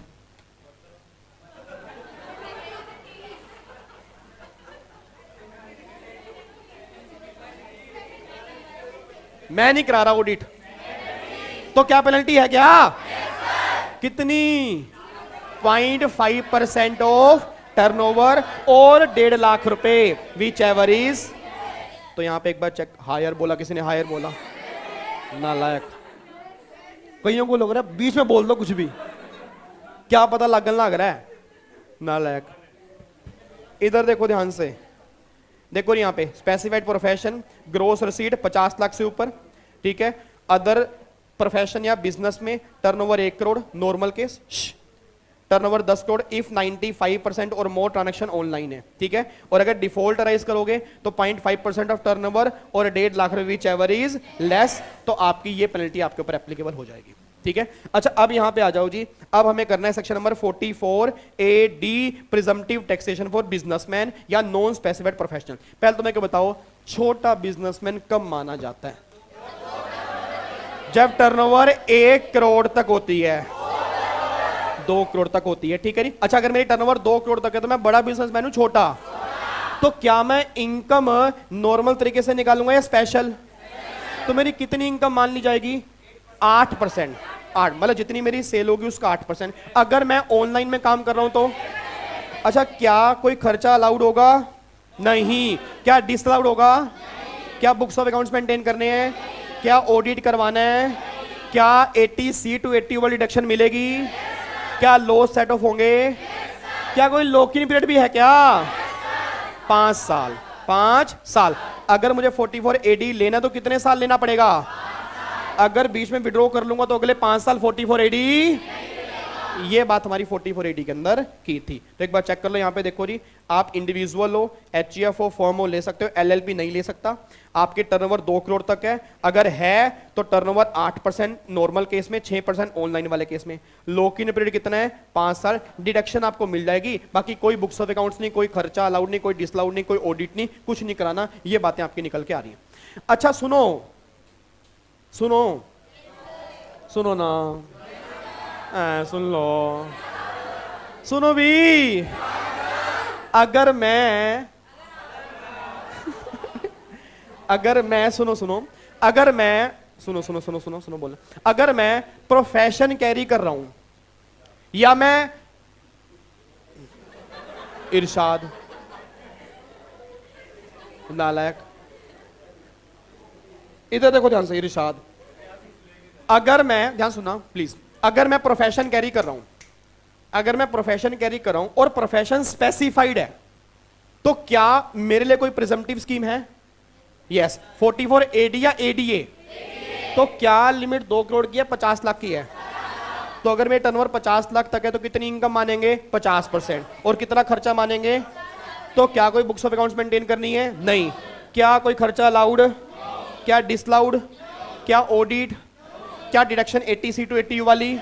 क्या लॉस सेटअप होंगे? क्या 5 साल का कोई लॉक इन पीरियड है? नहीं। तो यहां पे एक बार आप चेक कर सकते हो, देखो जी, presumptive tax for specified professional, gross receipt up to 50 lakh, अगर है तो आप 50% इनकम मान लोगे और कोई लॉक इन पीरियड नहीं है, डिडक्शन 80C to 80U वाली मिल जाएगी जी। ठीक है जी। और कई बच्चे बिल्कुल भी नहीं बोल रहे, बिल्कुल भी, बस वो लेटे पड़े हैं अपना आराम से। ठीक है, उनको लग रहा है हम गला क्यों कर, पागल हैं क्या हम? ठीक है, बाकी बोल रहे हैं, बोलने तो। ठीक है, आपको नहीं, हाँ आपको नहीं पता इसमें नुकसान आपका ही है सर। आप बोलोगे ना, मैं गारंटी दे रहा हूं आपको याद हो जाएगा। ठीक है, बोलने से हो गया याद। बस अब डेली इसकी रूटीन बना के रखनी है। रोटीन नालायको, रोटी बना के रखनी है। हाँ चलो परांठे बना लेना, कोई बात नहीं। आ जाओ आ जाओ आ जाओ। आप क्या चाहते हो, ये वीडियो मैं YouTube पे डालूं ना डालूं? तो क्या ऐसे खराब होके डालूं? तो फिर पहले पूरी रिवीजन कंप्लीट करा लो नालायकों। ठीक है, इधर देखो, ये आपके पास हमेशा रहेगी, आप इसको डाउनलोड करके रख सकते हो। कभी भी हेडफोन लगाया 1 घंटे में इसको खत्म पीजीपी। ये बहुत बड़ा फायदा है सर। देखो मैं ड्राइव पे डालूंगा, वहां इंक्रिप्शन है। ठीक है, यूट्यूब पे आपको लिंक मिलेगा, डाउनलोड करके रखो। कभी भी आप 1 घंटा हेडफोन से भी सुन लोगे। आप एग्जाम में जा रहे हो, आपका डिस्टेंस 1 घंटे का है, कान में हेडफोन लगाओ, पीजीपी खत्म हो रहा है, और क्या चाहिए आपको? ठीक है, तो इसको बढ़िया फ्लो में चलने दो। बस थोड़ी सी बात और बची है, छोटे छोटे सेक्शन बच्चे हैं बिल्कुल। अब एक बार 44A के ऊपर आओ। अब सेक्शन नंबर 44A की बात करूंगा, किसके ऊपर एप्लीकेबल होगा? Transport company. अच्छा, ट्रांसपोर्ट कंपनी वाले केस में एप्लीकेबल होगा तो कितने ट्रक होने चाहिए आपके पास? 10 तक। अब ट्रक 2 वैरायटी के होते हैं, या तो हैवी गुड्स व्हीकल होंगे या हैवी गुड्स व्हीकल। अच्छा, हैवी गुड्स व्हीकल जो होते हैं उसमें वेट कितना चाहिए? 12,000 किलो से, अगर वेट 12,000 किलो तक है तो वो हैवी है या अदर देन हैवी है? हैवी गुड्स व्हीकल वाले केस में इनकम कितनी बनती है? 1,000 पर टन पर मंथ पर व्हीकल। दोबारा बोलो, 1,000। दोबारा बोलो, एक बार फिर बोलो, 1,000 पर टन पर मंथ पर व्हीकल, ये इनकम बनती है। अच्छा, आप जो बोल रहे हो क्या आपको समझ में आ रहा है? अगर एक ट्रक का वेट 20,000 किलो है तो वो कितने टन हो गया? 20 टन। तो कुछ भी नहीं करना, 20 मल्टीप्लाई 1000, जितने महीने भी होगा उससे मल्टीप्लाई करके इनकम निकाल दो। अच्छा, अगर कोई हैवी गुड्स व्हीकल नहीं है तो उसमें इनकम आती ही नहीं है या आती है? उसमें क्या लिमिट है? 7,500 पर मंथ पर व्हीकल। 7,500 पर मंथ पर 7,500 पर मंथ, ये आपकी इनकम निकल के आती है। तो अगर आप चेक करोगे, देखो ये हैवी गुड्स व्हीकल में 1000 पर टन पर मंथ पर व्हीकल, अदर देन हैवी में 75 पर मंथ पर व्हीकल। हैवी गुड्स व्हीकल किनको बोलते हैं? जिनका ग्रोस वेट 12,000 किलो से ज्यादा होता है उसको हम हैवी गुड्स व्हीकल बोलते हैं। ठीक है, ये हमारा सेक्शन नंबर 44AE कंप्लीट हो गया। उसके बाद फिर एक हमने किया जी, याद करो section 14A, expenditure related to exempted income. जो इनकम एग्जम्प्ट होती है, जो इनकम एग्जम्प्ट होती है, क्या उसके लिए किया हुआ खर्चा अलाउड होता है नहीं होता? क्योंकि जब इनकम ही एग्जम्प्ट है तो खर्चा भी अलाउड नहीं होता। वही बात यहां लिखी है, expenditure related to exempted income जो होते हैं वो अलाउड नहीं किए जाते। उसके बाद आपको मैंने रेट बताई दिए थे, बिल्डिंग का 10%, मशीन का, फर्नीचर का, इनटेंजिबल का, अब ये स्पेस मैंने आपके लिए छोड़ा है, अगर आपको कुछ इसके अलावा एडिशनल लिखना है आप अपने स्पेस में लिख सकते हो, इसी में आपके हो जाएंगे काम। अब बस लास्ट के 2 पेज आ जाओ जी, अब यहां पे आ जाओ, इसको खत्म करते हैं फटाफट से, ठीक है। अरे यार ये हरकत मत करो, अभी करेंगे, इधर देखो ध्यान से। अब अगला सेक्शन जो निकल कर रहा है, अब 35 की सीरीज है, फटाफट से बोल दो 35(1)(1) जो है, अगर कोई बिजनेसमैन साइंटिफिक रिसर्च वाला बिजनेस कर रहा है और उसमें रिवेन्यू खर्चे कर रहा है तो 100% क्या हो जाएंगे, अलाउड। क्या बिजनेस कमेंसमेंट से पहले के भी अलाउड होंगे? कितने साल पहले के? 3 साल। दो खर्चे कौन कौन से?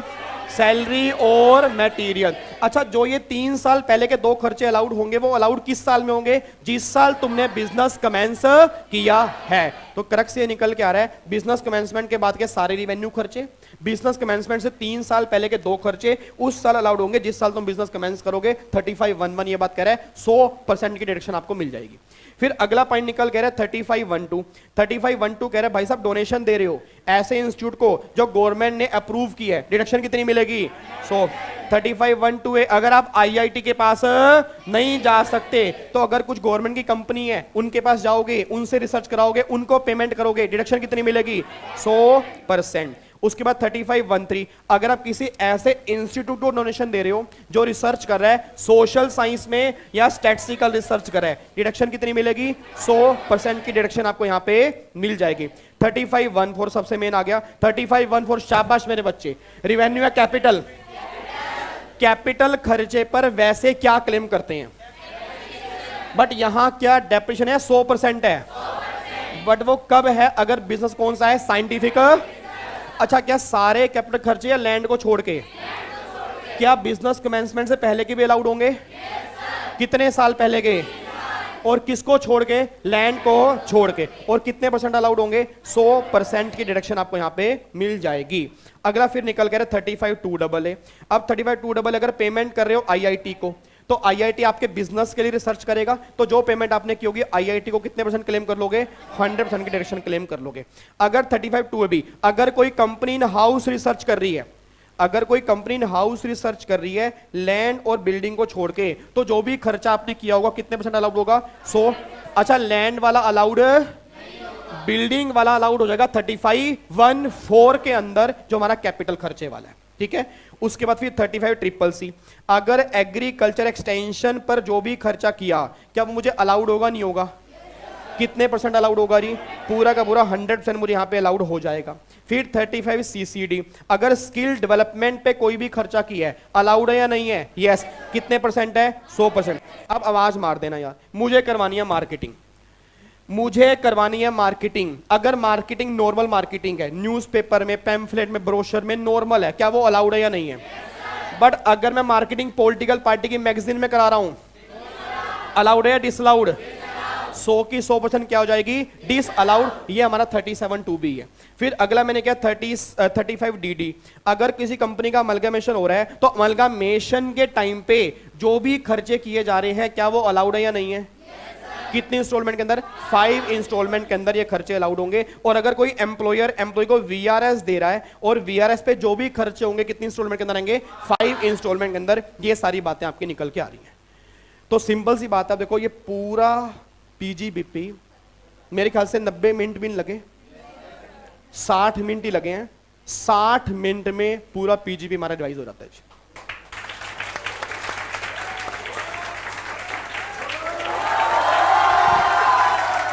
Thank you so much, thank you जी, बहुत बढ़िया। आपके लिए तालियां मस्ती है, मेरे लिए नहीं।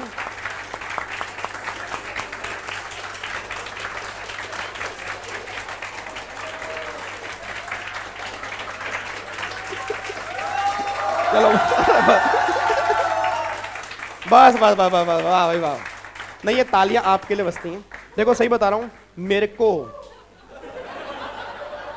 हरकतें बंद करो पहले 2 मिनट। मेरे को करवाने में, मैं बता रहा हूं, मेरे को करवाने में 2 घंटे से ऊपर भी लग सकते थे। कब? अगर आप ऐसे पार्टिसिपेट ना करते। मैं सही बता रहा हूं, अगर आप पार्टिसिपेट नहीं करते ना टाइम ज्यादा लगता, बट आपने पार्टिसिपेशन किया, मुझे बहुत अच्छा लगा, ठीक है। और मैं ये नहीं कह सकता कि हमने इतनी फास्ट कर लिया कि कुछ पल्ले ही नहीं पड़ा, ठीक है। 60 मिनट में हमने सही स्पीड पकड़ी है, ठीक है, आप बोलते गए, मैं बोलता गया, तभी हमारा अच्छे से हो गया। बट इतना मुझे पता है सर, 1 घंटे में ऐसी रिवीजन नहीं हो सकती पीजीपी की, आप जितनी मर्जी बार रिवाइज कर लो, आपको उतनी बार अच्छा फील होगा। ठीक है जी, अरे बस, थैंक यू सो मच। बस बस बस बस बस मेरे बच्चे, बस बस बस बस, ठीक है। चलो री, लाइव वाले बच्चों को मजा आ गया? हाँ, लाइव वाले भी, लाइव वालों के लिए 2 शब्द, तुम तो मेरी जान हो यार। और क्या बच्चा कह रहा, तुम तो मेरी सांसें हो, सांसें, तुम मेरा दिल हो, मेरी धड़कन हो, 2 जिस्म मगर एक जान है हम, एक दिल के 2 अरमान हैं हम। चलो री, ठीक है, ठीक है। तो अपना पीजीपी फाइनली अब लॉक करते हैं और अपना बैच भी फाइनली कंप्लीट हो जाता है। ठीक है, थैंक यू सो मच इतना प्यार देने के लिए। अच्छा हाँ, टीडीएस और टीसीएस की एक बार पहले फोटो क्लिक कर लो, ठीक है, वो रहना जाए ना यार।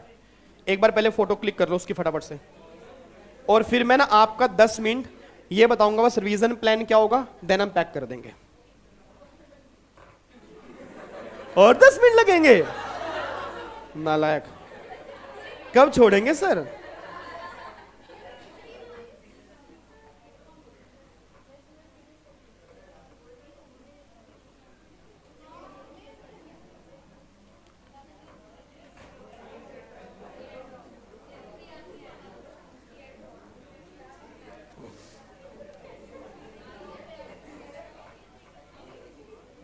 इसको मैं रिवीजन क्लास को ना यूट्यूब पे भी डाल दूंगा, ठीक है, आप डाउनलोड कर लेना, लाइक जरूर कर देना यार, ठीक है।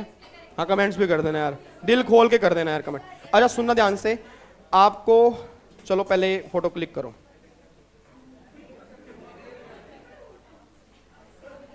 अरे 2 मिनट रुक जाओ सर। ओए नालायक, ये आप अपने असली रूप में मत आओ आप।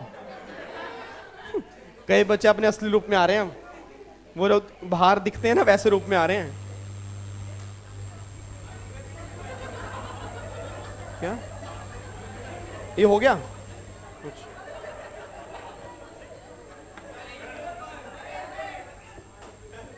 एक मिनट, अभी देखो ये काम नहीं, यहां हो गया, ये कोरली।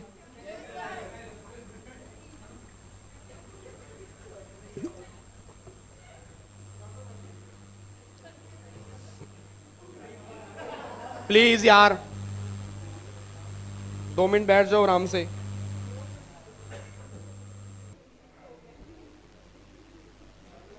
आप पढ़, मैं कमेंट पढ़ता हूं सारे, पता है आपको, मुझे बहुत अच्छा लगता है कमेंट पढ़ के। आप कहां पे हैं? अप्रैल मई जून, अच्छा जुलाई। क्या हो गया आपको? ये क्या है?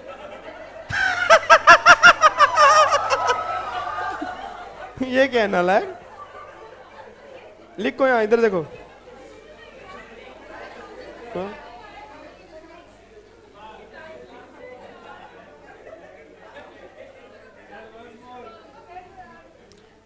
तो मैं स्वरूप नगर रख रहा हूं क्या? अभी करते हैं।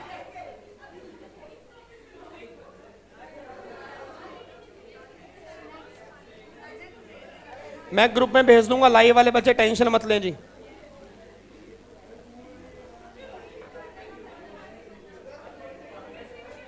प्लीज यार 5 मिनट रुक जाओ ना।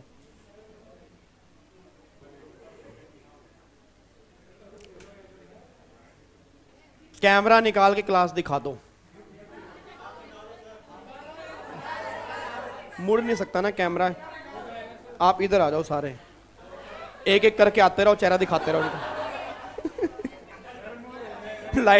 लाइनें लगा दो यहाँ पे, ठीक है, मुंह दिखाइए सबकी, शगुन डाल देंगे, सामने बैठे हैं बच्चे। हाँ बच्चे अगर रैंप 4 करके दिखा दें। अभी कर रहे हैं, अभी डांस कर रहे हैं। डन है? हाँ हाँ बना देंगे, पक्का बना देंगे। चलो इधर देखो ध्यान से प्लीज, अब 10 मिनट रुक जाओ, ये अपनी हरकतों पे मत आओ। ठीक है नहीं, प्लीज यार प्लीज।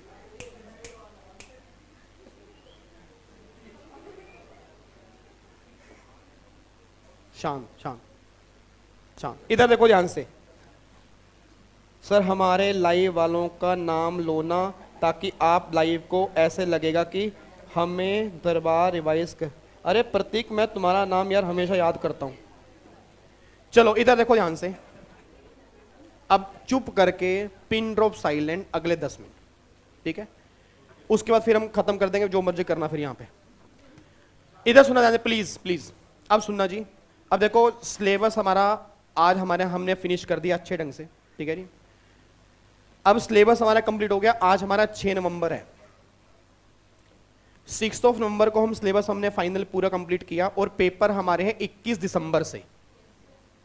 तो अगर मैं सिंपल सी बात करता हूं ना, देखो 6 नवंबर से अगर मैं बात करता हूं, आज से 6 नवंबर से 21 दिसंबर तक अगर मैं डेज काउंट करूंगा तो अप्रोक्सीमेट गिने चुने हमारे पास 45 डेज निकल के आते हैं, ठीक है? अब 45 दिन जो हमारे पास बैलेंस बचे हैं, अगर आपके 4 पेपर हैं, एक ही ग्रुप है, तो आप ऐसे कैलकुलेट करो कि हर पेपर के 11 दिन बचे हैं बस। आप कैलकुलेशन करना सीखो थोड़ा, 45 नहीं, 45 ज्यादा लगता है। आप अगर ऐसे देखोगे कि हर पेपर के 11 दिन है तो अजीब लगेगा, बहुत कम है तो। और कैलकुलेशन ऐसी होनी चाहिए कि ताकि आपके दिमाग में हो कि मुझे 11 दिन में एक पेपर कंप्लीट करना है बढ़िया से, क्योंकि 11 दिन से ऊपर नहीं है। आप चेक कर लो ना, 4 पेपर 45 दिन, 11 44 बन रहे हैं, 21 को तो पेपर ही है। और मैं 45 भी नहीं काउंट करूंगा, मैं 40 ही काउंट करूंगा, क्योंकि पहले 3-4 दिन आप पहले पेपर की तैयारी करते हो, तो आप 40 ही मानो। मतलब हर पेपर के मैं ये कहूंगा कि 10 दिन आपके पास हैं बस, और जिनके 8 हैं उनके पास तो 5 दिन ही है। और 5 दिन कैसे निकलते हैं आपको पता भी नहीं है फिर, ठीक है ना? तो आपको ये दिमाग में लेके चलना है कि हर पेपर के लिए 10 दिन मेरे पास बचे हैं। अगर 4 पेपर है, अगर 8 है तो फिर मेरे पास 5 दिन बचे। अब रिवीजन प्लान क्या होना चाहिए मेरे अकॉर्डिंग? उम्मीद करता हूं आप सबकी कोचिंग खत्म हो चुकी होंगी, ठीक है, सारी, ठीक है? अगर नहीं हुई तो अगले 4-5 दिन में खत्म हो जाएंगी। बट मेरा यह मानना है कि 10 नवंबर के बाद आपको कोचिंग नहीं करनी चाहिए, आपको रिवीजन पे टाइम देना चाहिए। उसका रीजन है क्योंकि रिवीजन नहीं करोगे ना एग्जाम नहीं निकलेंगे सर। आप अपने दिमाग में ये चीज लेके चलना, अगर आप सोचो कि मैं लास्ट तक बैच कंप्लीट करूं डायरेक्टली एग्जाम देने जाओ, मैं आज लिख के देने को तैयार हूं, आप पास नहीं हो सकते। आपको लगेगा आप हो सकते हो, आप नहीं हो सकते। उसका रीजन है ना, क्योंकि आपने जो 100 लेक्चर पहले पढ़ा वो कैसे याद होगा? मेरे ख्याल से अप्रोक्सीमेट हमारे 63 लेक्चर शायद जीएसटी में लगे हैं। अब 63 लेक्चर जीएसटी में लगे हैं, 67 के राउंड हमारे इनकम टैक्स में लगे हैं, और कस्टम के हमारे 8 लेक्चर हैं। तो अगर मैं टोटल काउंटिंग कर रहा हूं अप्रोक्सीमेट हमारे 138 या 140 लेक्चर हमारे बन रहे हैं, मतलब 300 घंटे से ऊपर का काम है हमारा। अब इसको हमें रिवाइज करना है। अब रिवाइज कैसे करना है? देखो, एक तो रिवीजन चल रही है मेरी सुबह 7:30 बजे, आज 6, परसों से सुबह 7:30 बजे मेरी स्टार्ट हो जाएगी। आप सिंगल बच्चा भी, मैं दोबारा कह रहा हूं सर, मुझे नहीं पता यूट्यूब वाले बच्चे आएंगे नहीं आएंगे, आपका आना फर्ज बनता है। और मैं दिखा दूंगा आप में से कई बच्चे नहीं आएंगे, उनके दिमाग में पता क्या गलत सोच होती है, हमने तो रेगुलर बैच लिया, हम क्यों जाएं। यह सबसे बड़ी गलत सोच है आपकी। बल्कि आपके पास तो एक एज है कि आपने रेगुलर बैच भी लिया है, अगर आप रिवीजन ही मुझसे करोगे आप तो कमाल कर दोगे। आप कभी चेक करना, जो रिवीजन क्लास मेरी ले रही है ना, उनके कभी मैसेज पढ़ना, वो कहेंगे भाई साहब रेगुलर बैच में नहीं ऐसा पढ़ाया जो रिवीजन क्लास में करवा रहे हो। तो आपके पास तो एक एज है, आप उस एज को समझ नहीं रहे अभी। और कुछ भी नहीं करना यार, 7:30 से लेके आपको 1-1.5 घंटा ही तो बैठना है बस, कोई ज्यादा टाइम थोड़ा। आप सुबह जल्दी उठो, आप रूटीन मत तोड़ो। और मैंने रखी सुबह तभी है, मुझे पता है सुबह कम बच्चे आएंगे, आपको दिखा दूंगा परसों। शाम को आते हैं 800, 750, 800, आपको दिखाऊं सुबह 300-400 आएंगे। बट फिर भी सुबह क्यों रखी? आपकी रूटीन ना टूटे, क्योंकि सर्दियों में आलस आता है सुबह, तो इस रूटीन को नहीं तोड़ना। अब प्रॉब्लम क्या है? आप सोने में टाइम गुजारोगे। अब सोने में 6 घंटे की नींद को आप अभी 6 घंटे की नींद को ना आप 10 घंटे पे ले जाओगे, उससे आपका होगा नुकसान। तो मैं ये चाहता हूं वो ना हो, तो इसलिए आपको सुबह 7:30 बजे आके बैठ जाना है। जीएसटी की रिवीजन वहां चल रही है, इनकम टैक्स मैंने आपको बता ही दिया, और फिर आपका जो जीएसटी जब खत्म होगा एक मैराथन में लेके चलूंगा, बट अब आपने खुद स्टडी कैसे करनी है सुनो। अब सुनना ध्यान से, देखो जीएसटी तो आप कर ही रहे हो, जीएसटी मेरे साथ आप कर रहे हो, जीएसटी मेरे साथ आप कर रहे हो जी। अब जीएसटी के क्वेश्चन प्रैक्टिस में तो हर संडे को टेस्ट लेता हूं, तो उसका मतलब ये नहीं है कि आप हर संडे को ही क्वेश्चन करोगे। आपकी एक अंदर आपके अंदर ये होना चाहिए कि भाई साहब आज मेरा जैसे चैप्टर खत्म हो गया या मैंने टॉपिक कर लिया, उसके मुझे एमसीक्यू तुरंत करने हैं। क्वेश्चन बैंक आपके पास है ना, आप उसको क्वेश्चन बैंक कंप्लीट करो, आप क्वेश्चन बैंक कंप्लीट करो, साथ के साथ मेरी वेट मत करो। संडे को तो 30 क्वेश्चन होते हैं बस, 30 से तो काम थोड़ा बनेगा, 30 से काम नहीं बनेगा सर। 30 तो वो क्वेश्चन है जो मेरे को बेस्ट लग रहे हैं, उसके अलावा और भी तो वैरायटीज है क्वेश्चन की, तो वो भी आपको साथ में करने हैं। मतलब आप एक रूटीन बना के चलो, जैसे कल से मेरी कोई क्लास नहीं है, ठीक है, कल से आपकी भी क्लास नहीं है, रिवीजन क्लास चलेंगी, यहाँ पे शिवानी मैम की होंगी, जैसे भी होंगी, बट आपका एक प्लान बना होना चाहिए। प्लान कैसे? जैसे सुबह 7:30 से लेके मेरे को 10 बजे तक टेक्स्ट पढ़ना है, ये बना लिया आपने। अब अगर मेरी क्लास, सुनना, अगर मेरी क्लास 7:30 से 9 बजे खत्म हो गई, तो 9 बजे रिवीजन खत्म नहीं, 9 से 10 आप प्रैक्टिस करोगे क्वेश्चन की। मतलब एक टाइम बंद गया कि 7:30 से 10 टैक्स पढ़ना है मुझे, 7:30 10 मुझे क्या पढ़ना है? टैक्स। मतलब चाहे जिस दिन मेरी क्लास हो या ना हो, आपका टाइम फिक्स है। मेरी क्लास होगी तो क्लास में आके बैठ जाओगे, नहीं होगी तो आप खुद रिवाइज करोगे। उसके बाद फिर अगला टाइम आपने मान लिया 10:30 से लेके 12:30 या 1 बजे तक मुझे सीएल पढ़ना है, आपको ये सीएल पढ़ना है, ठीक है जी।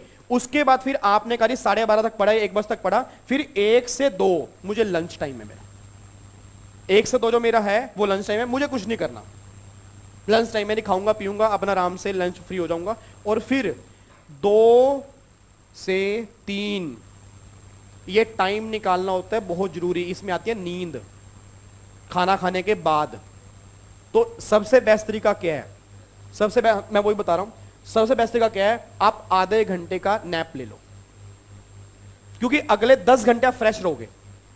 और 2 से 3 अगर आप जबरदस्ती बैठ के पढ़ रहे हो, पूरा दिन बेकार हो जाएगा आपका। तो क्यों ना 1 घंटा सो ही जाए। और सोने से कोई टाइम वेस्ट नहीं होता, सोने से आपका आउटपुट अच्छा निकलता है। बट वो सोना पूरा दिन नहीं है, एक टाइम पे सोना होता है। पूरा दिन कौन सोता है? जो सही टाइम पे नहीं सोता, पूरा दिन वो सोता है। जैसे मैं अपनी हैबिट बताता हूं। मैं मान लो मैं यहां से घर गया, मेरी रूटीन क्या है? अगर मैं अपनी बात करता हूं, मेरी रूटीन क्या है? सुबह 4:30-5 उठ जाता हूं मैं, 4:30 या 5 के बीच में मेरा रूटीन है। पता नहीं कितने पिछले 2-3 साल तो मेरे को हो ही गए हैं। 4:30 से 5, चाहे वो 4:35 हो, चाहे वो 4:30 हो, चाहे वो 4:40 हो, इनमें से उठ जाऊंगा। अलार्म मेरे 2 लगे हुए हैं, एक 4 साढ़े 4 का लगा हुआ है, एक 4 40-45 का। वो बार बार बजते रहते हैं तो ऑटोमेटिकली नींद खुल जाती है। सर्दी में थोड़ी दिक्कत होती है, बट फिर मेरे को पता है कि मेरे को उठना है। 4:30 में उठ गया जी, 4:30 उठा। मेरी रूटीन क्या है? जाऊंगा बाहर, अपना 3 ग्लास गर्म पानी, मतलब वार्म वाटर 3 ग्लास पी लूंगा। अब 2.5-3 ग्लास पिया, अपना पानी पिया, फ्रेश होके आ गया। फ्रेश होना, या आपको फ्रेश होना बहुत जरूरी है आपके शरीर के लिए, आप उससे एक्टिव रहते हो। कई लोग सुबह पानी, उनको सुबह चाय चाहिए। तो मैं अपनी रूटीन बता रहा हूं, जो मेरी रूटीन है। सुबह 3 ग्लास पानी पिया, फ्रेश हो गया, अपना ब्रश किया जी। उसके बाद फिर मैं चला गया अपनी बालकनी में।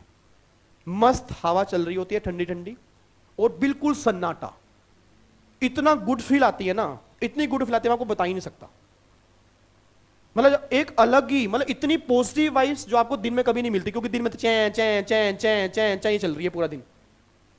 तो सुबह उठा 5 बजे तक, मैं 4:30 से 5 तक अपना फ्रेश हुआ, ब्रश किया।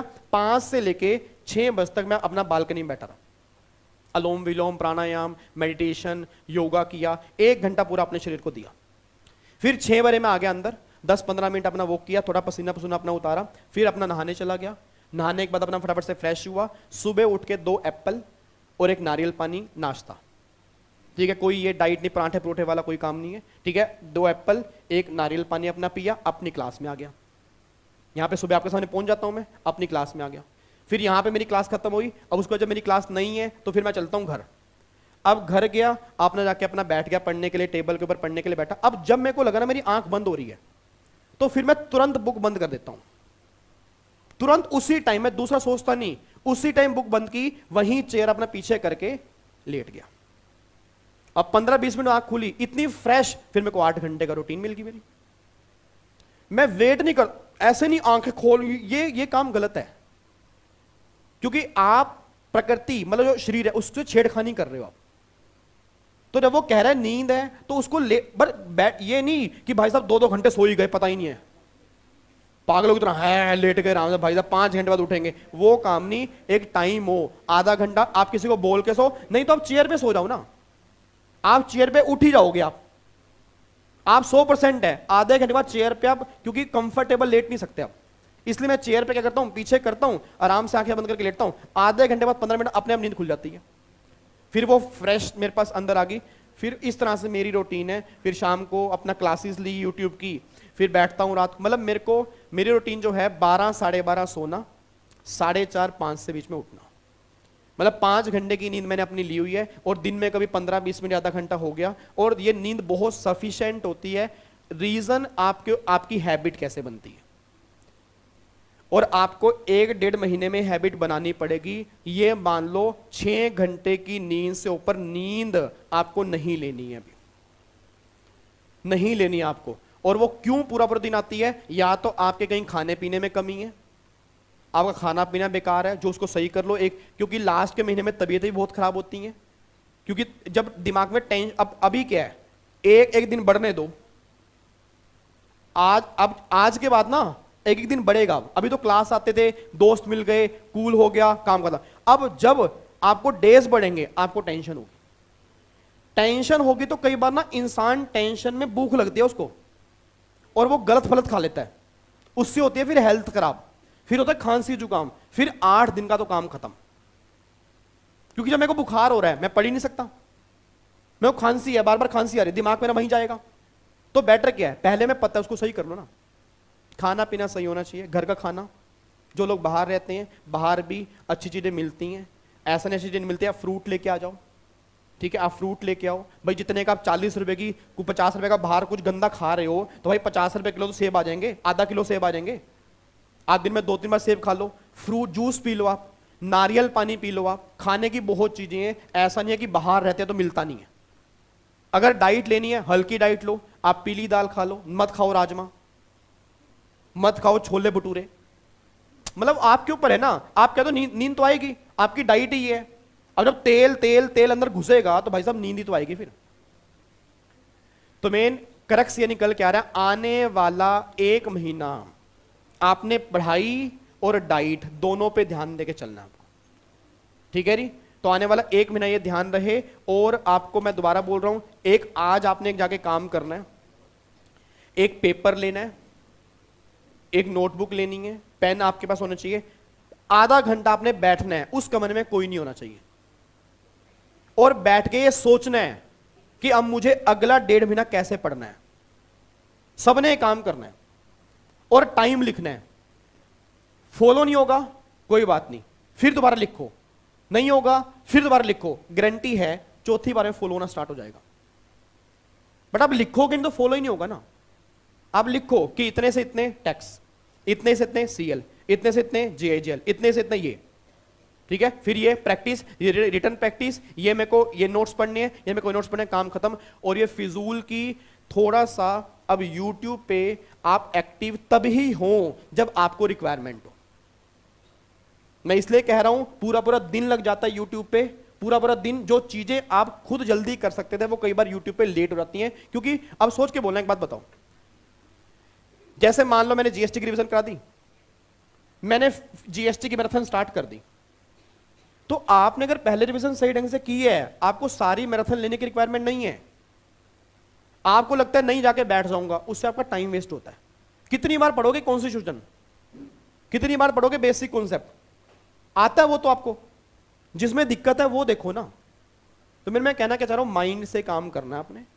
ये नहीं है कि भाई साहब जहां सब भाग रहे हैं वहीं भाग के मुझे काम करना है। आपको दिमाग से भी सोचना है कि कहां, जहां मैं जा रहा हूं, या जब मैं दोस्तों की बात मानता हूं तो क्या वो मेरे लिए उतना जरूरी अभी है। हाँ मुझे भी दिक्कत है, आप जाओ, बट आपको ये गिने चुने 40 दिन आपके पास हैं। 18 दिन के अंदर महाभारत खत्म हो गई थी। 40 दिन बहुत होते हैं एक ग्रुप निकालने के लिए।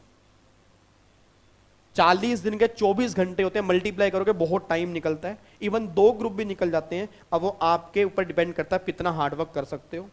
बट ये आपको लास्ट के 40 दिन ये घूमना फिरना, फोन, दोस्ती, यारी, गर्लफ्रेंड, बॉयफ्रेंड, ये एक बार सब छोड़ना पड़ेगा। इसमें हंसी मजाक की बात नहीं है, ये आपके लिए मैं कह रहा हूं।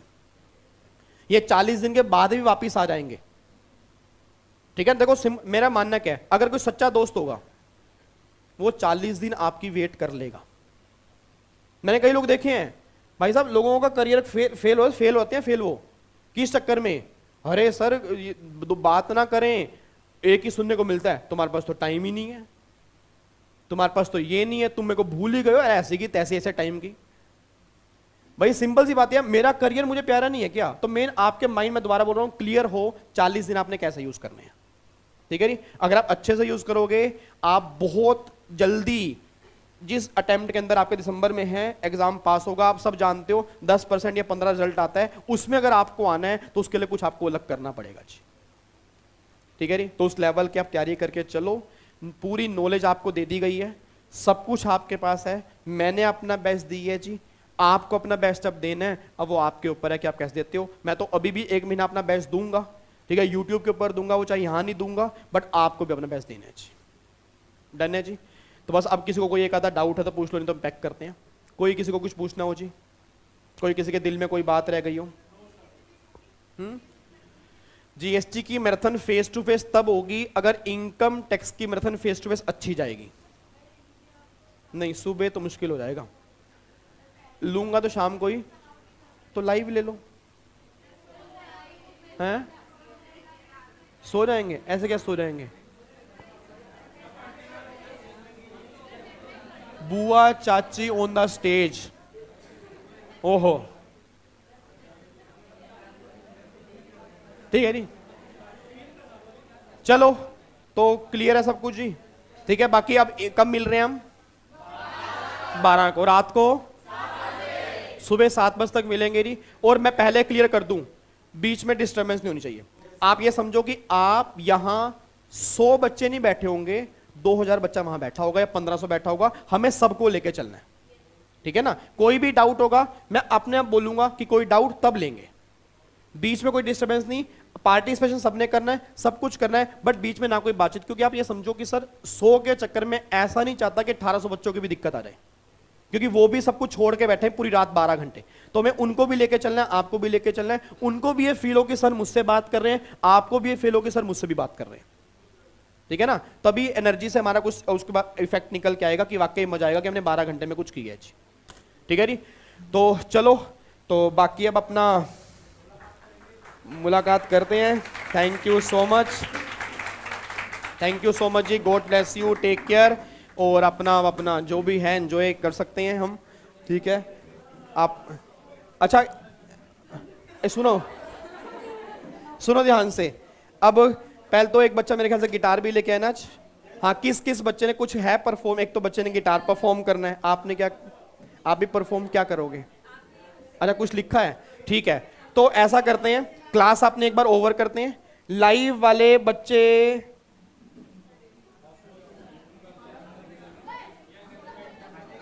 अरे भैया डांस, हाँ डांस अभी करेंगे यहाँ पे ना। वीडियो बंद ना करूं, बट वीडियो बंद नहीं करूंगा तो आपको यहाँ पे दिखेगा ही नहीं ना कुछ। भाई एक बार बुआ चाची को बुला रहे हैं, कौन है बुआ चाची? आ रहे हो फटाफट से, आ रहे हो, जल्द ऐसा करो, थोड़े थोड़े सारे आ जाओ, एक बार दिखा लो अपनी शक्लें, दिखा लो फटाफट से, जाओ जल्दी आ रहा फटाफट से, थोड़े थोड़े जो आना चाहता है। ये देख लो, ये फेस टू फेस वाले बच्चे हैं जी, जाओ जाओ जाओ मेरी चाची। ये बुआ चाची कौन है? ये चाची है जी, ये बुआ है, ठीक है जी। और ये हमारे बच्चे, कैमरा घूम सकता थोड़ा सा? ये हमारी दादी है। ये हमारी दादी है। कैमरा तो नहीं मूव हो सकता ना? अगर हम कैमरा मूव करें, दिखाना एक बार मूव करके। हाँ अभी